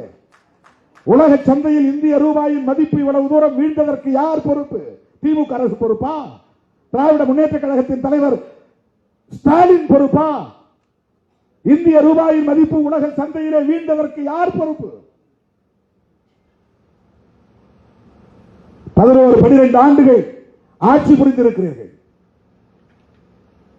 என்ன மேம்பாட்டை உங்களால் காட்ட முடியும்? அதானிக்கும் அம்பானிக்கும் இந்தியாவை விற்றுக் கொண்டிருக்கிறீர்கள். எல்லாவற்றையும் முதலாளித்துவமயமாக்கிக் கொண்டிருக்கிறீர்கள். ஒருபுறம் கார்ப்பரேட் மயம், இன்னொரு புறம் சனாதன மயம். இதுதான் பிஜேபி ஆட்சி. முஸ்லிம் வெறுப்பு, சிறுபான்மை மக்களுக்கு எதிரான அச்சுறுத்தல், பாபர் மசூதி இடிப்பு, திருப்பரங்குன்றத்திலே மதவாத அரசியல். என்ன செய்து கிழித்து விட்டீர்கள்? என்ன சாதனையை உங்களால் அடுக்க முடியும்? 4.5 ஆண்டு கால திமுக அரசை விமர்சிப்பது எந்த அடிப்படையில் என்பதை உங்களால் சொல்ல முடியுமா? வெறும் தேர்தல் நோக்கம்தான், அரசியல் ஆதாயம்தான். அதற்கு எடப்பாடி துணை போகிறார். தமிழ்நாட்டு மக்கள் எடப்பாடியை ஒருபோதும் மன்னிக்க மாட்டார்கள் என்பதை நான் இந்த இடத்திலே பதிவு செய்ய கடமைப்பட்டிருக்கிறேன். அவர் எம்ஜிஆருக்கு விசுவாசமாக இல்லை, ஜெயலலிதா அம்மையாருக்கு விசுவாசமாக இல்லை.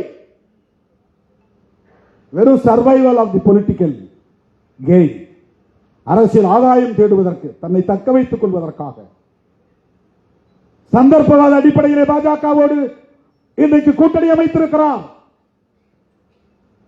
பாரதிய ஜனதாவோடு எந்த காலத்திலும் அதிமுக கூட்டணி வைத்துக் கொள்ளாது என்று சொன்னவர் தானே ஜெயலலிதா அம்மையார். எங்களுக்கு ஞாபகம் இருக்கிறது, உங்களுக்கு ஞாபகம் இல்லையா? எடப்பாடி அவர்களை பார்த்து நான் கேட்கிறேன், அம்மையார் ஜெயலலிதா சொன்னாரா, சொல்லவில்லையா? மோடியா லேடியா மோதி பார்க்கலாம் வா என்று அழைத்தவர் தானே ஜெயலலிதா அம்மையார்.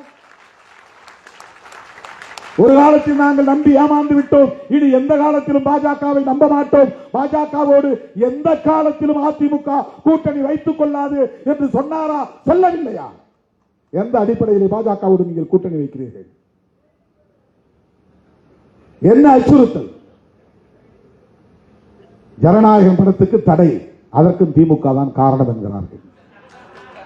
என்ன வேடிக்கை! அவர் இங்கே ஆட்சியை பிடிக்கப் போவதாக ஆட்டம் போடுகிறார். பிஜேபியை எதிர்த்து ஏன் அறிக்கை விட வேண்டியதுதானே? சென்சார் போர்டை யார் கட்டுப்படுத்துவது? நீதிமன்றத்திலே உமக்கு எதிராக வழக்கு தீர்ப்பை தருவது யார்? அதற்கும் திமுக அரசுக்கும் என்ன சம்பந்தம்? ஏன் பிஜேபியை எதிர்க்க முடியவில்லை? ஏன் மோடியை எதிர்க்க முடியவில்லை? இன்னும் தேர்தலுக்கே நீங்கள் வரவில்லை, அதற்குள்ளேயே இவ்வளவு பயந்தால் எப்படி எதிர்காலத்தில் நீங்கள் அரசியல் செய்ய போகிறீர்கள்? யாரை கண்டு அஞ்சுகிறீர்கள்?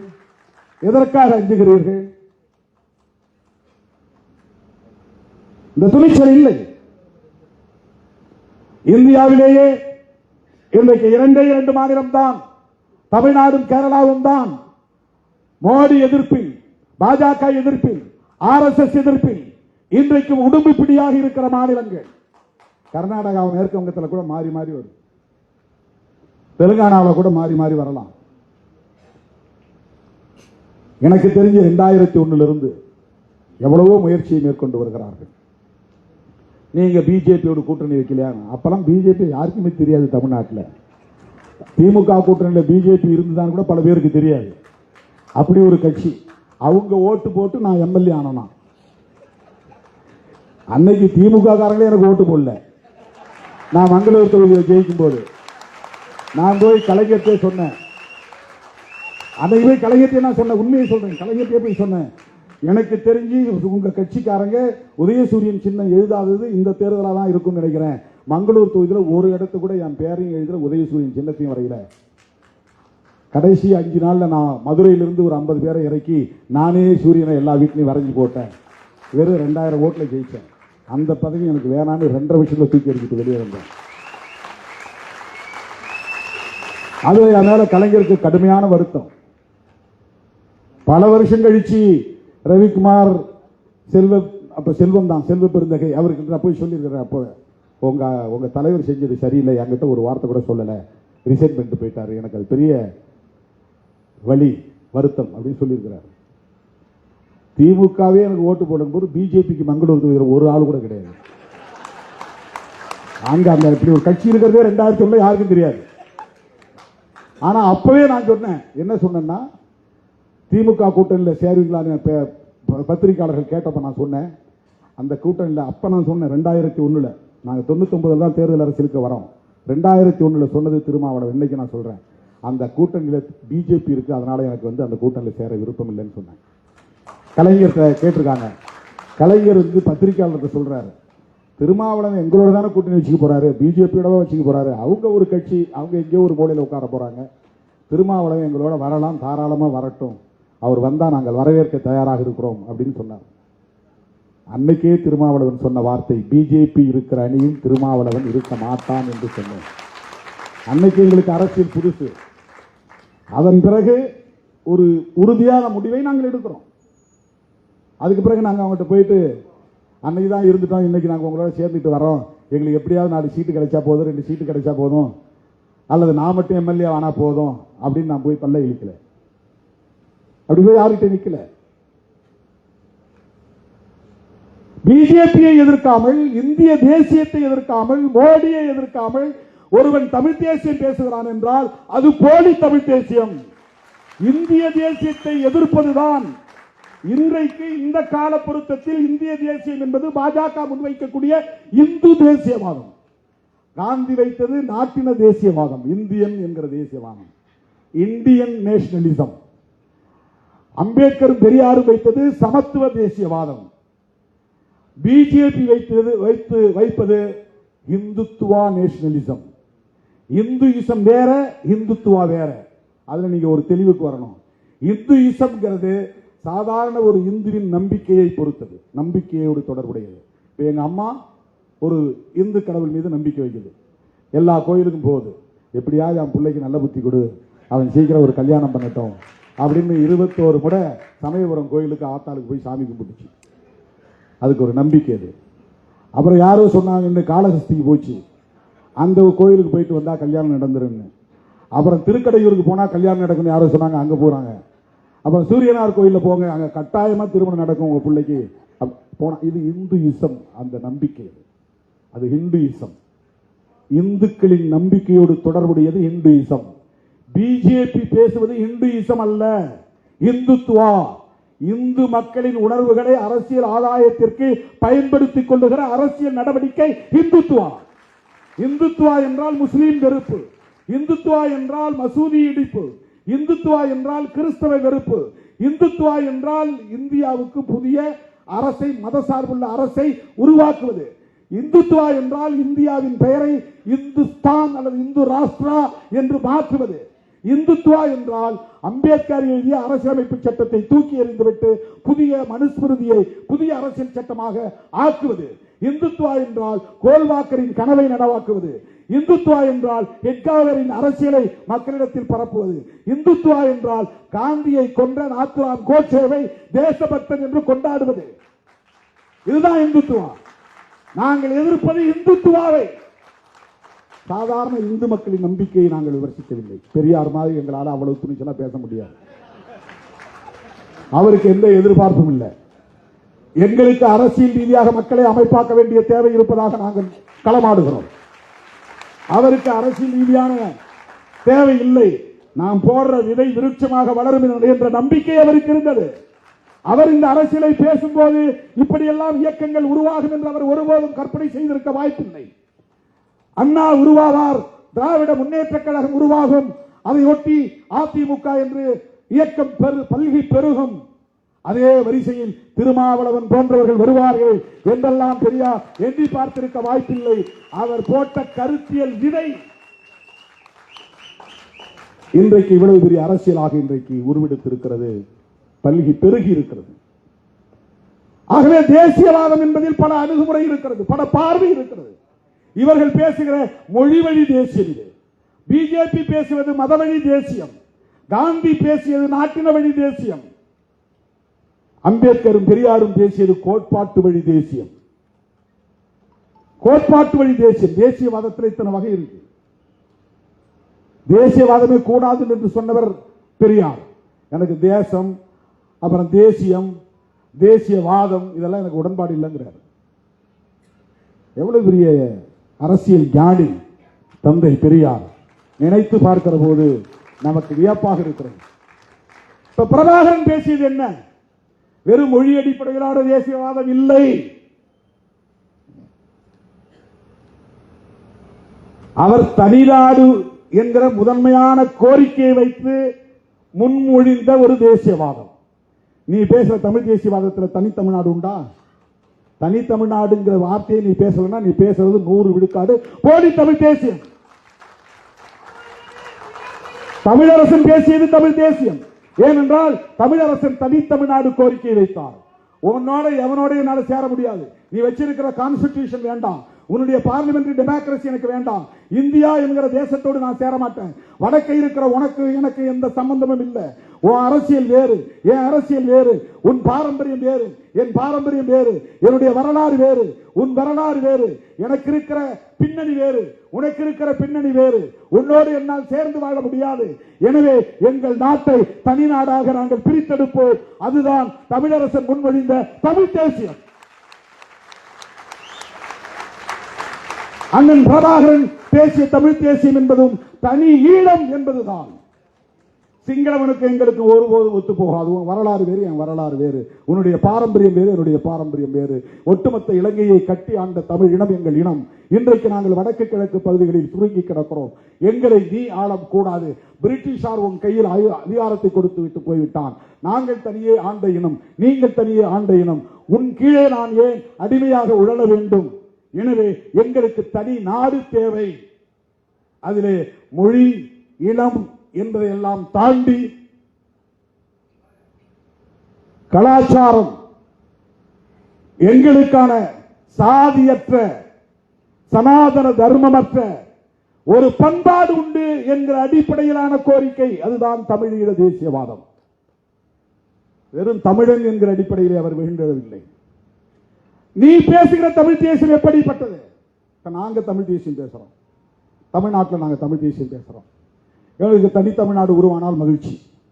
ஆனால் நாங்கள் இந்த கோரிக்கையை முன்வைக்கவில்லை. எங்களை பொறுத்தவரையில் இந்திய அளவில் சாதியை ஒழிக்க வேண்டுமானால் இந்திய அளவில் ஒரு ஐக்கியம் தேவை. ராம்தாஸ் அத்வாலே என்ன மொழி, அது எங்களுக்கு தேவையில்லை. மாயாவதி என்ன மொழி, என்ன உணவு, என்ன உடை, என்ன கலாச்சாரம், அது எங்களுக்கு பிரச்சனை இல்லை. ஆனால் மாயாவதி அம்மையாரோடும் ராம்தாஸ் அத்வாலேயோடும் இன்னும் இதர பிற்படுத்தப்பட்ட சமூக தலைவர்கள் லல்லு பிரசாத் யாதவ் போன்றவர்களோடும் நாங்கள் ஒரு ஐக்கியம் கட்ட விரும்புவது இந்த மண்ணில் சாதியை ஒழித்த, சனாதனத்தை ஒழித்த ஒரு சமத்துவத்தை கட்டமைக்க வேண்டும் என்பதாகத்தான். அதே வேளையில் எங்களுக்கான மொழி உரிமைகளையும், இடம் சார்ந்த கலாச்சாரம் சார்ந்த உரிமைகளையும் நாங்கள் ஒருபோதும் இழக்க மாட்டோம். அரசமைப்பு சட்டம் தருகிற அந்த சட்டப்பூர்வமான உரிமைகளை பாதுகாப்பதற்கு, மொழி இன அடிப்படையிலான உரிமைகளை வென்றெடுப்பதற்கு நாங்கள் இந்திய அரசமைப்பு சட்டத்தை ஏற்றுக்கொள்கிறோம். இந்திய அரசமைப்பு சட்டத்திற்கு உட்பட்டு சாதியை ஒழிப்பதற்கான ஐக்கியத்தை கட்டமைக்க வேண்டும் என்கிற தேவையை உணர்ந்து மொழி இன உரிமைகளை முன்வைக்கிறோம். இந்தியை திணிக்காது. அது வெறும் இந்தி என்பதற்காக அல்ல, இந்தியின் மூலம் அவன் கலாச்சாரம் இங்கே திணிக்கப்படுகிறது. இதுதான் பெரியார் பார்வை, இதுதான் சிறுத்தைகளின் பார்வை.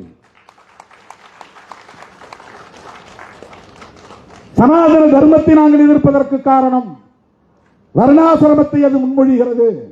அதுதான் காரணம். வெறும் இந்துயிசம் என்கிற நம்பிக்கையை எதிர்ப்பதல்ல. சனாதன தர்மம் பிறப்பால் உயர்ந்தவன் தாழ்ந்தவன் உண்டு என்கிறது. பார்ப்பனன் மட்டுமே உயர்ந்தவன், மற்ற அத்தனை பேரும் அவனுக்கு கீழே என்று அவர்களை இழிவுபடுத்துகிற ஒரு தர்மம் தான் வர்ணாசிரம தர்மம். அந்த வர்ணாசிரம தர்மம் ஒழிக்கப்பெற வேண்டும். இதுதான் அரசியல் சார்ந்த ஒரு தேசியவாதம். ஆனால் இவர்கள் வெறும் மொழி அடிப்படையில் தங்களை அடையாளப்படுத்திக் கொண்டு பார்ப்பனர்களின் செயல் திட்டத்தை நடைமுறைப்படுத்துவதற்காக பெரியார் என்கிற பிம்பத்தின் மீது கை வைக்கிறார்கள். எலி குஞ்சு மோதி இமயம் சரியாது. தோழர்களே, இந்த எலி குஞ்சுகள் இமயத்தோடு மோதுகின்றன என்று நாம் ஒருபோதும் கவலைப்பட தேவையில்லை. பெரியார் உலகம் வியக்கத்தக்க வகையில் உருவெடுத்து நிற்கிறார், விஸ்வரூபம் எடுத்து நிற்கிறார். பெரியார் என்கிற தனி மனிதர் அல்ல, பெரியாரின் சிந்தனைகள், சமத்துவ சிந்தனைகள், சனாதன ஒழிப்பு சிந்தனைகள், அதுதான் பெரியார். அதுக்கு வடமொழியில மகாத்மான் தான் பேர், வேற ஒண்ணும் இல்லை. வடமொழியில மகாத்மான்னா தமிழ்ல பெரியார்னு அர்த்தம். மகான்னா பெரிய, ஆத்மான்னா ஆளுன்னு அர்த்தம், பெரிய ஆளு. அது தமிழ்ல இரு விகுதி மாறி பெரியார்னு, அவ்வளவுதான். பெரியார் வடமொழியில மகாத்மா, இவர் ஒரு மாமனிதர் என்று பொருள். அதை இன்னும் தமிழ் படுத்துறா மாமனிதர். மாமனிதர் ஏன் சொல்றோம்னா, மகத்தான கொள்கை கோட்பாடுகளை உயர்த்தி பிடித்தவர். அவரை அந்த காலத்திலிருந்து எதிர்த்து கொண்டிருக்கிறார்கள், தொடர்ந்து எதிர்த்து கொண்டிருக்கிறார்கள். எவ்வளவோ முயற்சித்து பார்த்தார்கள். பெரியார் 94 வயது வரையிலும் கடவுள் இல்லைன்னு சொல்லிட்டு வாழ்ந்தார். கடவுளே கடவுளே கடவுளேன்னு சொன்னவன் 30 வயசுல போனான், 40 வயசுல போனான். கோயில் குளமெல்லாம் அலைந்தவன் பாதியிலே திடீர்னு நெஞ்சு வலிக்கு குப்புறப்படுத்தி செத்து போனான். ஆனா கடவுள் இல்லைடா இல்லைடா இல்லைடான்னு ஊர் புறா சொன்னவர் 94 வயது வரல இருந்தார்.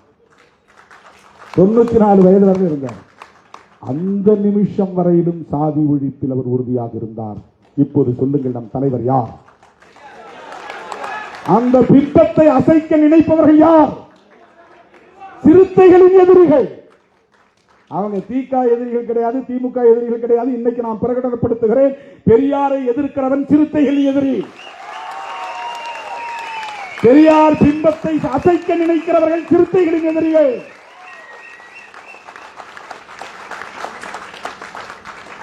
நான் மேடைக்காக பேசல, மேடைக்காக பேசவில்லை தோழர்களே. சிறுத்தைகள் பேசுகிற தமிழ் தேசியம் அரசமைப்பு சட்டத்திற்கு உட்பட்ட மொழி இன நலன்கள் சார்ந்த தமிழ் தேசியம். ஆனால் நீங்கள் நாடாளுமன்ற ஜனநாயகத்தை ஏற்றுக்கொள்கிறீர்கள், தேர்தலில் இருக்கிறீர்கள், ஓட்டு நாங்கள் அதிகமாக வாங்கியிருக்கிறோம் பெருமை பீற்றிக் கொள்கிறீர்கள். அரசமைப்பு சட்டத்தை ஏற்றுக்கிட்ட பிறகு தேர்தலில் இருக்கிற சூழலில்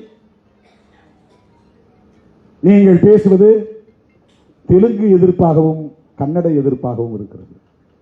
இது எப்படி தமிழ் தேசியமாக இருக்க முடியும்? கன்னடம் அங்கே டெல்லியில் உட்கார்ந்து இருக்கிறார். நாட்டை ஆளக்கூடியவர்கள், இந்தியை திணிக்கக்கூடியவர்கள், சமஸ்கிருத மயத்தை நடைமுறைப்படுத்துகிறவர்கள், அம்பானி அதானியிடம் நாட்டை விற்பனை செய்து கொண்டிருப்பவர்கள். இந்திரா காந்தி காலத்தில் இந்திரா காந்தியோடு நமக்கு பல முரண்பாடுகள் இருக்கலாம். தனியார் வங்கிகளை எல்லாம் தேசியமயமாக்கினாங்க. பல துறைகளை, தனியார் துறைகளை எடுத்து அரசுடைமையாக்கி பொதுத்துறைகளா மாத்தினாங்க. ஆனா இவர்கள் பொதுத்துறைகளை எல்லாம் தனியார் ஒப்படைக்கிறாங்க. தனியார் மயப்படுத்துதல். காங்கிரஸ் ஆட்சி காலத்தில் தேசியமயமாக்குதல் நடந்தது, நேஷனலைசேஷன். எல்லாத்தையும் நேஷனலைசேஷன் பண்றதுதான் நேஷனலிசத்தில் ரொம்ப முக்கியமான ஒரு பங்கு. ஆனா இவர்கள் எல்லாத்தையும் பிரைவேட்டைசேஷன் பண்றாங்க, தனியார் மயப்படுத்துறாங்க. அதுவும் அவங்களுடைய பினாமிகள்கிட்ட ஒப்படைக்கிறாங்க. அதானி அம்பானி தான் ரெண்டே பேர்கிட்ட ஒட்டுமொத்த இந்தியாவை விற்றுக் கொண்டிருக்கிறார்கள். இது எப்படி உண்மையான ஒரு இந்திய தேசியமாக இருக்க முடியும்? இந்துக்களையும் ஏமாற்றுகிறார்கள். ஒரு குறிப்பிட்ட காலவரையில் திமுகவை எதிர்க்கிற காரணத்தினால், திராவிட அரசியலை பலவீனப்படுத்துவதற்கு இந்த கும்பல் பயன்படும் என்று கருதுகிற காரணத்தினால் அவர்கள் இதை ஊக்கப்படுத்துகிறார்கள். ஆனால் திமுக ஒரு வேளை பலவீனப்பட்டு போனால், திராவிடர் கழகம் ஒரு வேளை பலவீனப்பட்டு போனால், அதன் பிறகு அவர்கள் அழிக்க துணிவது தமிழ் தேசியம் பேசுகிற சக்திகளை தான் அழிப்பார்கள். ஞாபகத்திலே வைத்துக் கொள்ளுங்கள். மொழி வழி தேசியத்தை எதிர்க்கிற மத வழி தேசியத்தை எதிர்க்க வேண்டும். அதுதான் தமிழ் தேசியம். இல்லை என்றால் தனித்தமிழ்நாடு கோரிக்கையை வைக்க வேண்டும். அதுதான் தமிழ் தேசியம்.